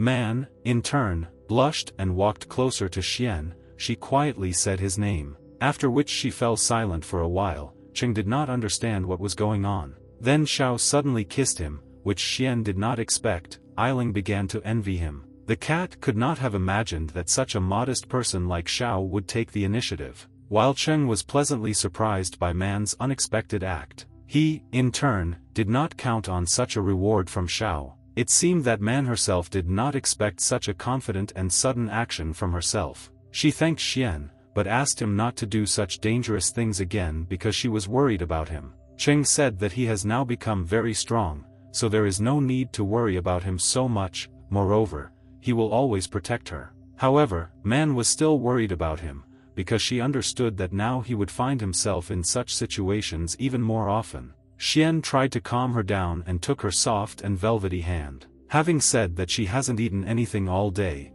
and most likely she is hungry too, Xiao asked what would happen to Wooden now. Cheng replied that he would leave him here to get some air, and then tell his people where to look for Dan. The day after the story with Wu, Man was very worried that he would come to take revenge, but Xian was still able to persuade her, and she agreed to go to work. Well, Cheng had his own reason for returning to the antique shop. The main character was absolutely sure that the most interesting was yet to come. After some time, the front door suddenly opened and Vulian stood on the threshold. He shouted Xian's name angrily and immediately walked towards him. It was Wooden's father, and the owner of the antique shop, who said that Cheng did not dare touch his son. Xian, in turn, replied that Deng began to pester Xiao, and he only defended her. In fact, Wu was in the hospital, and the doctor said that he had undergone very strong psychostimulation. Wu Yang said that Cheng was talking nonsense, and he would never believe this nonsense, adding that he and Man dared to harm his only son. So now, they can't count on working in a shop,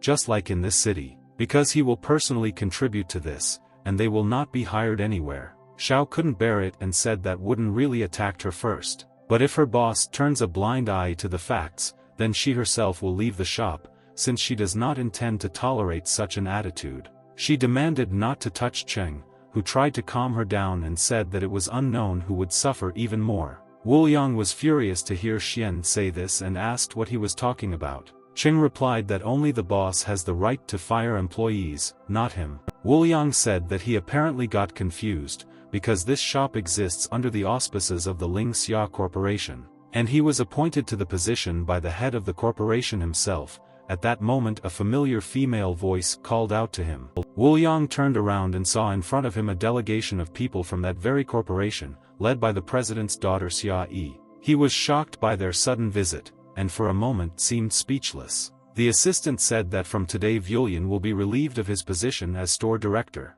and Cheng Xian is appointed in his place, and Mrs. Yi personally came to announce this. Vulian could not believe that this was really happening to him. Miss Xia only confirmed the assistant's words and repeated that Cheng would now manage the store. Xian looked at Wu Yang and said that he warned him about who would suffer more today. Vulian could not restrain himself from being rude, and looked at Ai, standing in front of him. At this moment, Cheng raised his thumb up, thereby signaling that everything was going according to plan. Thinking that she had come to the store in a very timely manner, because then in the car they had agreed on exactly this. Xia looked menacing, thinking that she was not working according to his instructions at all. Vulian accused them of conspiracy, and asked if he really thought that she made an agreement with some boy to finally fire him. But Wu Yang stood his ground, saying that he did not know how Cheng was connected to their family, but he could not be fired without explanation. Adding that he sent his son to the hospital, he replied, his son did disgusting things and he better think about it. The assistant said that the police had arrived. Xia ordered them to come in. By literally clapping his hands, the assistant signaled to the police, which soon filled the store premises and brought charges against Vulian, based on the results of the inspection. At the request of Linsha Corporation, he is suspected of insufficient funds entrusted to him. In addition, his mother will also be arrested, because she is suspected of complicity in kidnapping and extortion, and she said that she knows that on his orders Wooden kidnapped her. After all, he was afraid of her checks. Vulian decided to remain silent, after which he was handcuffed. Coming out of the shop, Wu Yang still snapped, threatening Xia and Xian with violence. Cheng approached Yi and thanked her, saying that she had done an amazing job. hastening to introduce Man to the daughter of the president of the Lingsha Corporation, Xia Yi. Xiao greeted Miss Xia kindly, and at this moment an assistant walked up to her. He said that they were finished here and could leave, since they still had a lot to do. However, Yi asked to wait for her in the car, saying that she needed to stay for a while. Man realized that Xia was quite pretty, but she didn't think that Cheng would meet such a girl. Xian noticed that Xiao would become his assistant, that is, the director's assistant, and her salary will double. The joyful man began to thank him and Miss Xia for the given position, which in turn was an extremely pleasant surprise for her. She understood that Cheng remembered about her brother and the bills for his treatment, which meant she needed to work harder. Eileen also realized that the insidious Xian had calculated everything, because after the showdown with Wu, his father came to settle scores with him. Therefore, Cheng handed over evidence of Wu Yang's crimes to Xia in advance, so that he and Xiao not only did not lose their jobs, but also received promotions.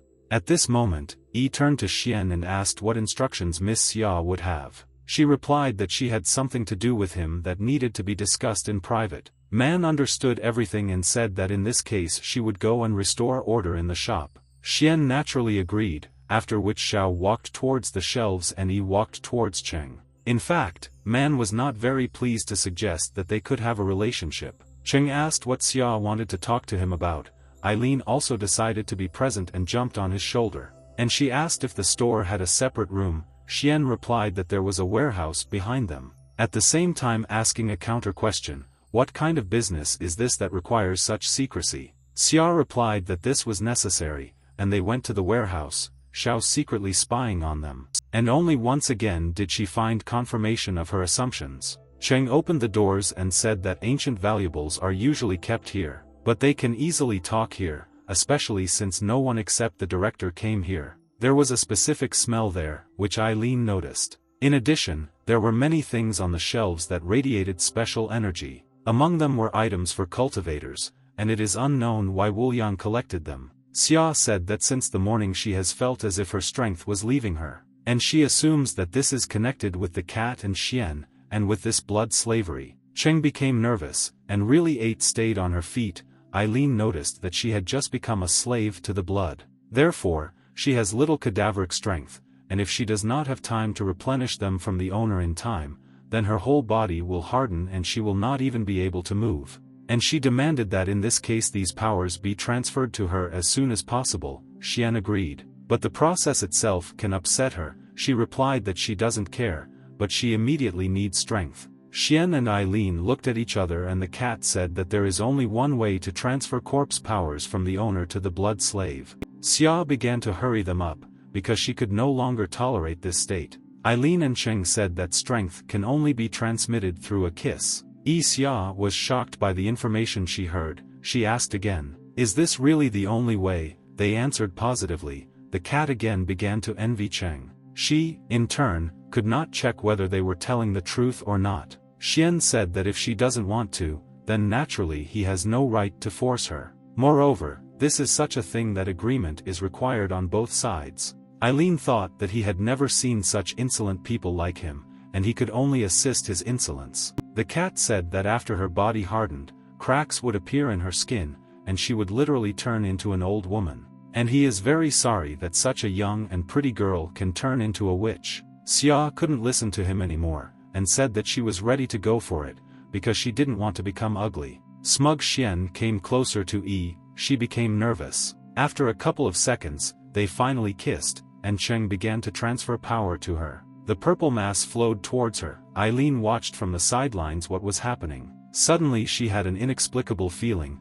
She could not understand what it was. Xia was literally enveloped in warmth, although she thought about refusing, but could not. Her body suddenly went limp. Eileen noted that Yi had received so much corpse energy, and at the same time suppressed the side effect. Apparently she is really in good shape. This is a rare form of double cultivation. Cheng said that he had already told him about this, and asked if they could cultivate together with a blood slave.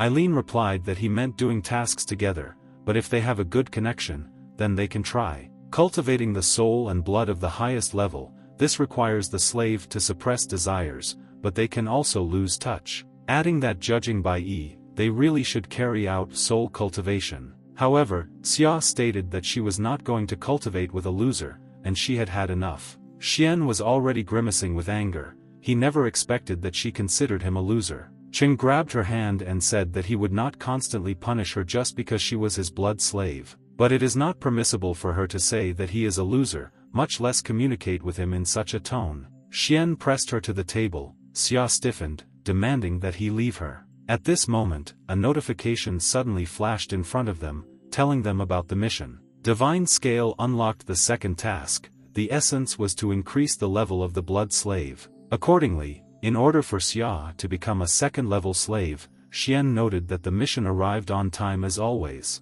Cheng turned to Yi and said that she also saw the new task, so they would have to work together, which made Eileen happy, but Xia didn't like it. Xian said that the cat should definitely think about his behavior. Eileen replied that he was just telling them how best to level up the blood slave, and the choice was theirs. The cat said that this is a guarantee of transition to the second level of blood slave. At that moment, Xia grabbed him sharply and began to toss him in different directions. Saying that she would cultivate it now, Eileen floundered helplessly in her hands. Xian said that there is no point in inventing all sorts of nonsense when the task contains a description of how best to do it. In addition, it was said that a blood slave below level 10 could not use double cultivation, as they would both explode. Eileen and Cheng were perplexed when they read that they could explode. The blood slave needed to absorb and accumulate energy to increase its level. Xia and Xian wondered how exactly the energy was supposed to be stored. What they asked Eileen about, Cheng suggested that his energy and accumulated energy are one and the same. But the cat said that these are different things, because this is a special type of corpse energy that is produced in places where there are large concentrations of corpses. Xian asked if he would really have to go to abandoned cemeteries and stir up graves. Eileen replied that those graves were needed in which there were fresh corpses, so to speak, with meat and blood, and not where there were only bones. Adding that they need to hurry, since they need to increase the level of the blood slave before 12 at night. And if they exceed the limit or refuse the task, as punishment, their souls will be absorbed by the scales, and they will become the walking dead. Thus, the soul of the slave and the undead will reach 0, and declared that she will not get involved with corpses and the like. And if they need to, then let them go. Eileen smiled and said that it wouldn't be possible to do that, since the task must be completed jointly by the deceased and the slave, naturally for a reward. Also, in addition to increasing the body's abilities, she will be able to free herself from dependence on the corpse energy of the deceased. It is possible to gain skills that they did not know about, but only upon successful completion of the task. Eileen asked if she didn't want to become the walking dead. Xia thought about it, but from the expression on her face, one could understand that the cat was still able to convince her. Xian said that he knew only one place with undecomposed corpses. This is a hospital morgue, where they will definitely be able to complete this task. And I imagined a place full of corpses, and the terrible smell of carrion. Then she shouted that they would never force her to go to this morgue. She nervously prepared to leave the warehouse immediately and loudly slammed the door. Eileen and Xian did not expect such an inadequate reaction from her, because just recently she had been so brave. And now she was scared of some corpses. At this time the cat drew attention to the green ring that was lying on the floor. He thought that Xia had dropped this when she ran away from the warehouse in a hurry. Eileen jumped off Cheng's shoulder and went to see what this thing was. Coming closer, he noticed that the ring was not simple, as if forces were bubbling within it. Meanwhile, Yi hurried to run away from the shop, but Xian followed her. Looking out of the doorway, he saw her walking towards the exit. After a couple of seconds, he caught up with her and asked if she was really afraid of some dead people. Xia replied that she was a girl and she had nothing to do in a morgue full of corpses. Xian noted that he would go with her, and if anything happened, he would protect her. Then he took Yi's hand. Cheng continued to say that he was hypnotizing her, that so many things had happened, and she maintained her composure. After all, he always thought that she was not afraid of anything,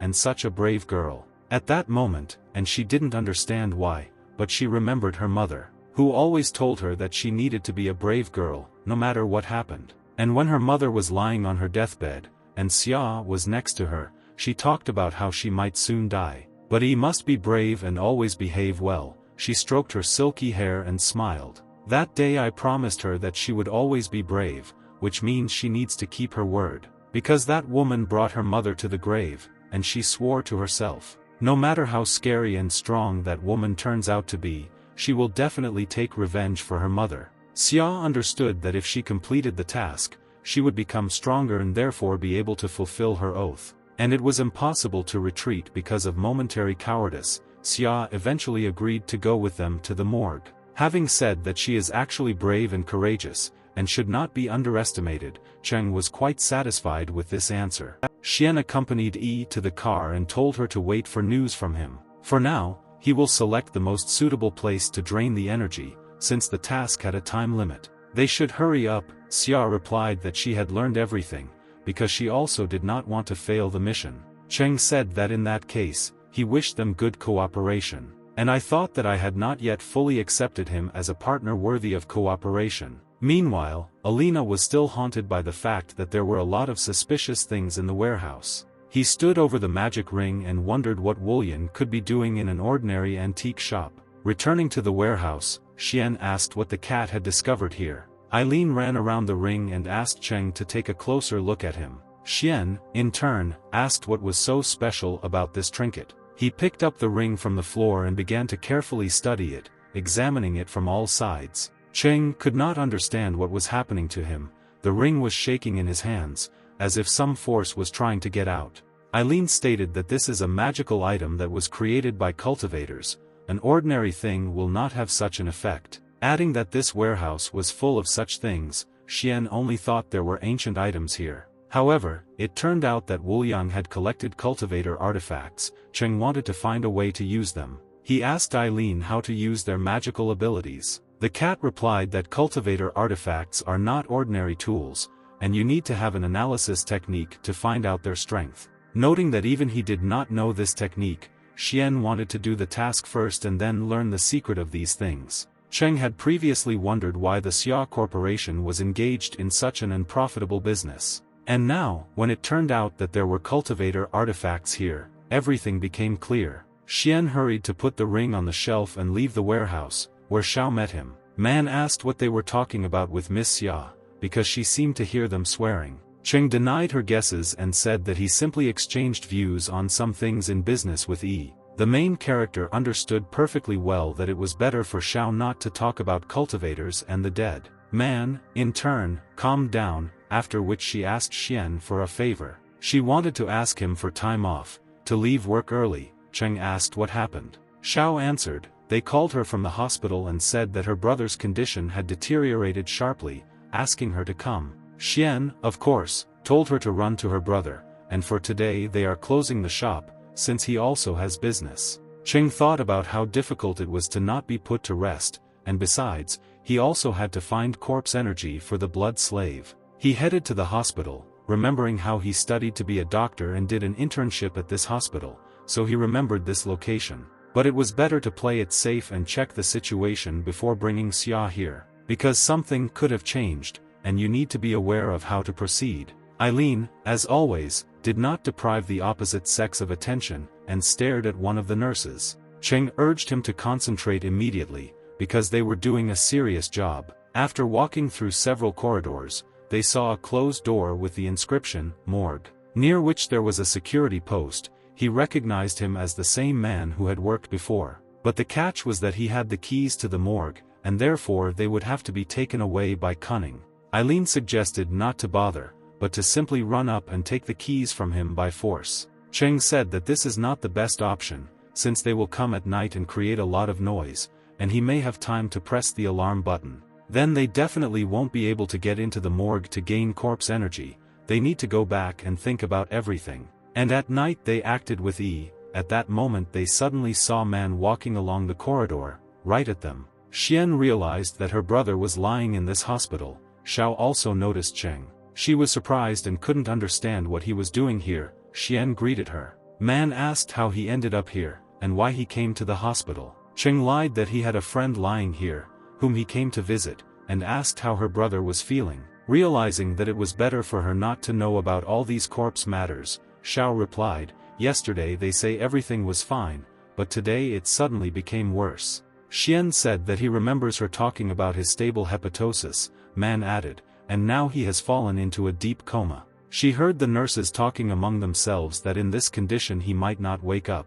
Cheng suspected something was wrong, because hepatosis is not a dangerous disease, especially since he was always stable, and then suddenly he fell into a deep coma. Xian asked to check on her brother, if of course she doesn't mind. Xiao didn't expect such concern from him. Man naturally agreed, and they headed to the inpatient department, where they met her brother's attending physician in the corridor. There was something strange in his gaze. The doctor's name was Zhou Qiang. He was surprised when he saw Man and greeted her. Xiao hurried to meet him, saying that she arrived as soon as she could. Zhou stated that she needed to be prepared for anything, because the condition of her brother Gu Xiaomi had worsened. Chang led them to the room where Xiaomi lay in extremely critical condition. Man was terrified and stuttered out the name of her poor brother. He was still a very young boy, he was in a deep coma. Xian was shocked by what he saw in front of him, but he couldn't tell Xiao about it yet. She asked the doctor if he had started using the expensive medicine he had talked about earlier, and if it had helped at least a little. Chang replied that she must be strong and he will tell her directly that her brother's condition is extremely deplorable, and he is suffering from being in a coma. And even the use of expensive medicines could not help him. Man's eyes were wet. Zhou added that actually maintaining his condition is the wrong choice and it is better to let him go. Xiao fell silent for a moment, while Cheng understood that everything was not so simple here. He asked Eileen to immediately look at the boy. The cat was also terrified, because he saw something he never expected to see. For a couple of seconds he seemed speechless. Blue threads literally enveloped Xiao Man's brother's body. There were a huge number of them, and it was unknown where they came from. Man, in turn, did not know what to do. Eileen and Xian tried to understand how this happened, and looked closely at Chang. So far, Xiao was faced with perhaps the most difficult choice of her life. Cheng asked the cat if these were spiritual forces. Eileen answered positively, adding that they had condensed into special threads. But an ordinary person cannot do this, much less see it. Xian continued to suspect the doctor of being involved in the deterioration of brother Zhao's condition. Zhou seemed to sense something too, and looked at Cheng ambiguously. Eileen also began to peer at Chang and saw something not human. He urged Xian not to rush into dealing with him, because this doctor is not so simple. Zhou asked Man to go and think about it carefully, because this is a difficult choice. Xiao seemed to be in frustration and did not hear anyone, thinking only about one thing. But Chang seemed to be taking advantage of her condition, and continued to rush her to answer. At that moment, Cheng approached her and defiantly hugged her, letting Zhou know that she had someone to protect her. After which, looking confidently into the doctor's eyes, he said that Xiao really needs to think about everything. The doctor asked who this young man was related to her. Xian gave his name, introducing himself as her boss and part-time friend. Chang pretended to be decent and, after greeting Cheng, said that Man had talked a lot about him. He thanked Xian for everything he does for Xiao. Cheng understood that the doctor was pretending to be good, and he faintly smiled at him, realizing that the spiritual threads were definitely connected with this strange subject Chang. And as a result, her brother's condition worsened. Cheng said that he and Xiao would go and discuss everything, and the doctor should work hard. And later they will contact him. Zhou saw Xian's familiar and realized that Cheng knows that he had a hand in her brother's deplorable state. Although he was a cultivator, his smell said otherwise. Chang thought that unnecessary knowledge would not lead to good. On leaving the hospital, Cheng asked her not to worry too much, and they would definitely help her brother, saying that he still had things to do here. After which he put her in a taxi. Man was in a terrible state, but agreed with him. Xian only wanted to complete the task, but he encountered a new cultivator. The main character understood that he could not hesitate. He decided to call Xia Yi, and he told her that they should speed up the mission and complete it as soon as possible, adding that after this he will need to check one very important thing. Late in the evening around 10:30, Xia, Xian and Eileen headed to the hospital, where, having walked along the corridor, we discovered that the light was on at the security post. The security guard, as always, looked at some interesting magazines with pleasure. Suddenly he heard the sound of footsteps approaching him. He was surprised, because it was very late, and everyone had to go home, and the nurses on duty were in another building. He looked out the window and found a girl unknown to him. It was I. She tried to make the best impression on the man, who was in shock. Seeing a rather pretty girl in front of him, the guard hesitated. Xia kindly greeted him and smiled sweetly. The man did not understand where she came from, and she politely asked him to open the door to the morgue, saying that she needed to go there. The guard assumed that she was a relative of the deceased, which is what he asked her about. Cheng and Eileen were watching what was happening around the corner, and the cat asked if this was their brilliant plan. Just ask the guard to open the door, Xian replied. Xia assured that she could handle him. At that moment, Eileen had an epiphany. He understood exactly how and wanted to outwit him. Xia put on an innocent face and said that she really needed to get to the morgue. The cat began to have a different attitude towards her plan of action, and closely watched the situation. The guard said that the time for visiting was over, especially since it was necessary to present a note from the doctor. As a result, Xia refused, telling her to come tomorrow, but he still did not let up. And she wasn't going to give up. She knew that she would make him suddenly change his mind. She threw a wad of money on his table, repeating that she really needed to go to the morgue, which Eileen was not particularly happy about, since just giving money didn't require much intelligence. The guard doubted it, noting that this was actually not according to the rules. At that moment, Xia literally showered him with wads of money. The man was perplexed. And I thought that the bribery rules would work, because in the business field they worked almost flawlessly. While the current situation seemed like a dream to the guard, she demanded that he finally open the door to the morgue. However, the cunning man stopped her, grabbing her hand and saying that this was not enough, after which he demanded an explanation from her why she suddenly needed a morgue in the middle of the night. Xia Yi was out of her mind, realizing how much a person was a greedy creature by nature in modern times. But Xia remembered how Cheng told her about the guard and his whims, and thought that he was on the hook. She suddenly grabbed the man by the shirt and pulled him towards her, then began to threaten him, saying that if he doesn't take this money and open the door for her, he will be in big trouble. At this moment, she called Xian for help. The guard became nervous. Having said that she is making a mistake, he will now press the panic button, which he couldn't reach, because Xia was holding him in the window by his t-shirt. Meanwhile, Cheng finally arrived and stabbed him with 2 fingers, using the ability of the Dark Chimera. As a result, a couple of seconds later the guard lost consciousness. Xian noted that the bait tactics still worked successfully. He added that with the help of this technique the guard would sleep until the morning, and praised Ai for his good work. Xia replied that excessive greed should be punished. Eileen realized that Cheng and she worked well together. Xian said that the Dark Chimera is still an irreplaceable thing in such situations, and pulled the morgue keys from the guard's pocket, adding that after Yi gains corpse strength, he will need to check on Xiaomi. And she asked if he was sure that it was the cultivators who attacked Brother Man. Cheng replied that this was most likely the case, and he was in a difficult situation, so he needed help urgently. Then he hurried in to go to the morgue, since the task had time limits, and he didn't want to become the walking dead. Xian opened the door. A corpse-like energy instantly wafted from there. He said that they would discuss everything later. And now we need to hurry to complete the mission. They carefully walked inside. Xia, in turn, was afraid, but understood that this was the only way to increase the level. The morgue was quite dark, the atmosphere seemed more than gloomy, and she moved forward fearfully. Xian followed her while Eileen looked around. Xia noticed that it was very cold here, and asked if there were corpses in all the closets. Naturally, this location did not entail anything, but it held up with dignity. Suddenly Cheng hugged her, which only frightened her. He said that even if monsters crawled out of the closets, he would protect her. Calling on Xia, they are not afraid, but she stated that she does not need his protection. Xian noted that after transforming, his 5 senses had improved, and he could sense the corpse smell in this room very well. Eileen said that for ordinary people it is a corpse smell, but in reality, this is the smell of dead energy, of which there was more than enough in the morgue. However, the cat got the feeling that in addition to the corpse energy in this room there was the smell of something else incomprehensible. Cheng replied that it doesn't matter, now Xia needs to gain corpse energy, and the rest will come later. And she understood that in this uncomfortable place it was better to obey Xian. Eileen decided to show how to suck out corpse energy, and he called to repeat after him. He sat on the floor in the lotus position.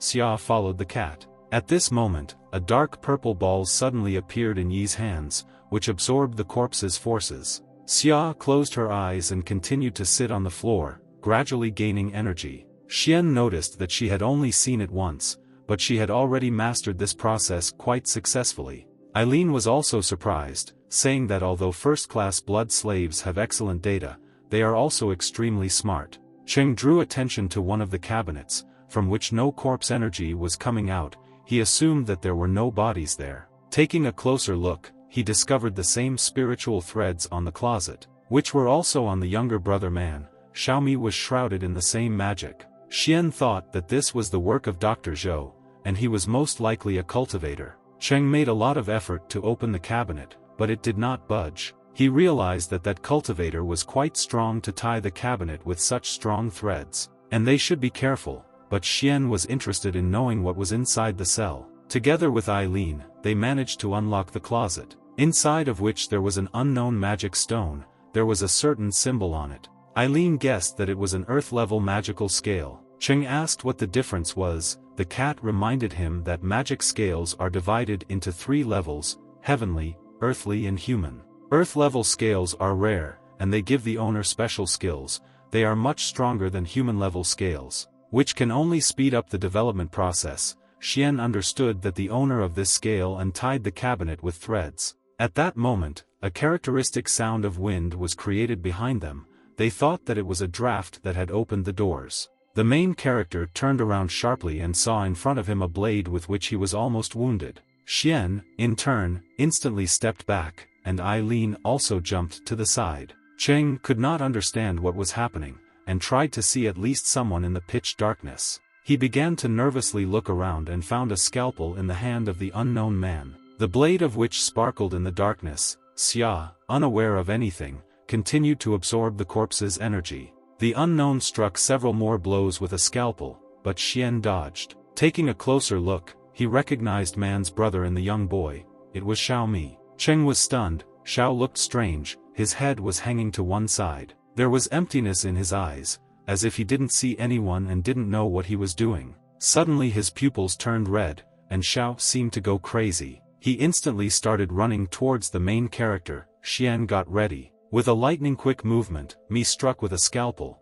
but Cheng managed to dodge. Xian, in turn, understood that it was impossible to hurt Xiao, and he could only dodge. Mi did not stop chasing Cheng, and rushed after him throughout the room. Xian tried to calm him down using his Black Chimera ability, at the same time, without using much force, so as not to harm Brother Man. At this time, Xiao hung his head in the air, and thereby stopped attacking Cheng. He thought that Mi was now in a state of loss of consciousness. A few seconds later, he heard the voice of an unknown person who said that he had underestimated Xian. Cheng understood that this was not the voice of Brother Xiao, but most likely a cultivator, who controlled Mi's body. He said that Xian skillfully presses on acupuncture points, but this works with the human nervous system. But this won't happen with him. At that moment Xiao rushed towards Cheng again. However, at the last second, he jumped onto the cabinet and looked into Xian's eyes, who was trying to figure out how to immobilize him, but so as not to cause damage.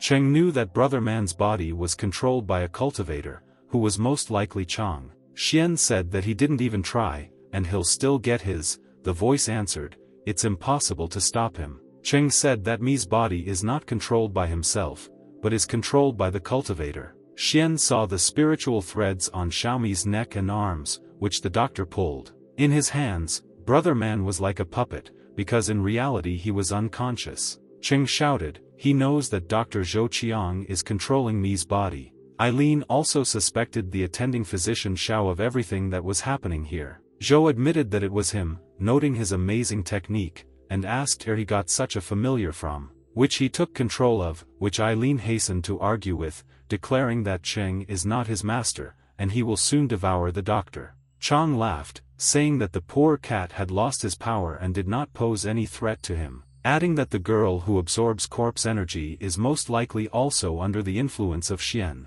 Cheng replied, it doesn't matter who he is, and asked what he wanted from Xiaomi. Zhou noted that today in the ward Xian noticed some oddities with me, but Chang did not think that he would come to him, and also found his scale, adding that he should not consider himself the main character of the novel, who can get away with anything for appropriating other people's things. Cheng demanded that he let Xiao go. In response Chang only laughed and said that he had already had difficulty getting this brazier. Eileen understood why he called me a brazier, saying that Zhou burns Zhao's soul and life in order to cultivate. But this is a technique prohibited in the world of cultivators. Chang replied that with the help of Zhao's body, he grows new scales. True, this method is too complicated, and a new friar should be found, since Mi's body does not satisfy his appetites. One has only to take out the scales from him and Zhao will die. Cheng understood why he persuaded Man to stop treatment in order to cover up the truth of death. Zhou noted his insight, and said that Xian would be the new brazier for his experiments, since he himself came to him. Eileen urged Cheng to be careful, because if he starts fighting Chang, Xia's trance state will be interrupted, and may turn into madness. Because all 5 senses of cultivation are turned off, however, the self-confident Xian said that this is not a problem. After all, he is able to protect Yi. Zhou, in turn, is tired of listening to them. The cultivator immediately continued to control Xiaomi's body and directed it to attack Cheng. The scalpel strikes glittered in the pitch darkness of the morgue, but it never hit Xian. Cheng could not understand one thing, where there was so much strength in Mi's body, controlled by the distraught Zhou. Moreover, he was too fast, and at least the main character managed to dodge the blows. But it was extremely difficult to do, which means the chance of a hit increased. A few seconds later, he again struck with a lightning-fast scalpel, which ended up being right in front of Xian's eyes,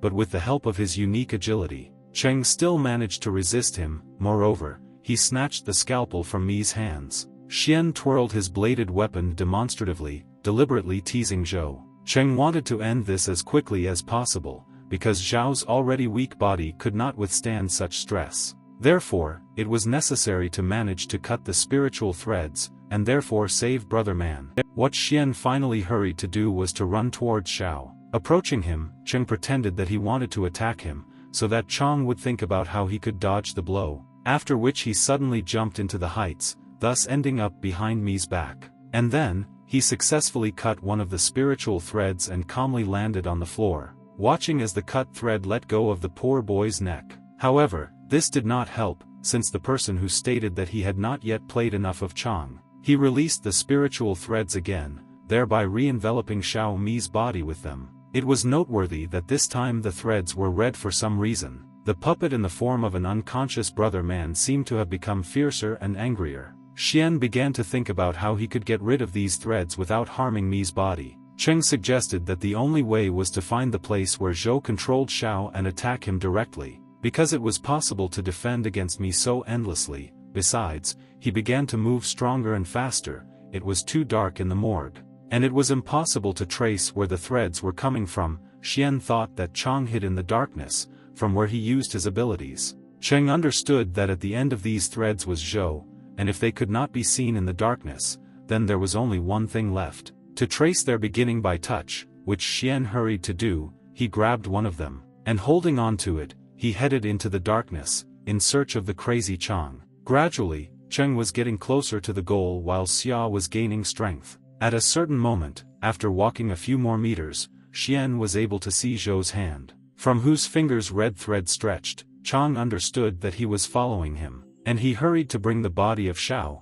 who in turn had almost overtaken Cheng. Mi attacked him, but Xian successfully jumped to the side again. As Cheng had expected, Zhou was in the same room. His silhouette could be seen in the darkness. Xian hurried to follow him. Chang realized that he had found him. He nervously backed away and literally began to sweat, while Cheng rushed towards him even faster, saying that he had played enough. Xian got close enough to attack the crazed cultivator Chang. Using his fingers' black chimera ability, he attacked Zhou. The cultivator was barely able to dodge, and after a couple of moments, Cheng attacked him again. Chang flew to the side. Rising to his feet, he noticed that Xian had disappeared somewhere. Suddenly he heard his voice behind him. Cheng said that he had caught Zhou again. As a result, I pressed my fingers on the acupuncture point on his neck. However, the cultivator was not afraid. On the contrary, he asked Xian, "Is he sure that everything will end the way he initially imagined?" Cheng could not understand what he was talking about. At that moment Chang waved his hand, thereby sending Mi's body towards Xia, which was still gaining corpse energy. Zhou noticed that in this game, Xian made the wrong move. Chang said that he could not protect this girl, because he would kill her now. Xiao was already jumping on Xia. Xian, in turn, instantly headed towards her. he literally managed to repel Mi's strongest attack at the last second. The two of them were already attacking him, and Chen still had to protect Yi. He restrained Zhao's hand and hurried to use the Dark Chimera again. Eileen shouted at him not to overdo it, because Mi might die. Xian carefully walked the Black Chimera along the threads connecting him, on the neck and arms, so as not to cause damage to Xiaomi himself. As a result, Mi's controlled body stopped fighting for a while. Eileen noted his jewelry work and realized that Cheng was doing everything right. And the main thing is that in this way Xia was safe, at least for the moment. After all, Xian sent corpse energy along the threads, which was the worst enemy of cultivators. Thus, Zhou could not control Zhao's body, and therefore was not dangerous. Chang began to inhale dead energy, which only made him feel worse. Cheng began to make fun of him, saying that the doctor seemed to have lost contact. Zhou realized that Xian was not a cultivator and not a deceased one. He had heard about this but thought it was all a fiction. Those who are not dead have two types of energy, and their body is as strong as that of a corpse. They are not afraid of bullets and knives, and at the same time they always retain their minds. Chang said that it is quite interesting to turn your own body into a corpse, that is, neither alive nor dead. At that moment, Cheng struck him and said that he talks too much, although he himself exploits people and calls him strange.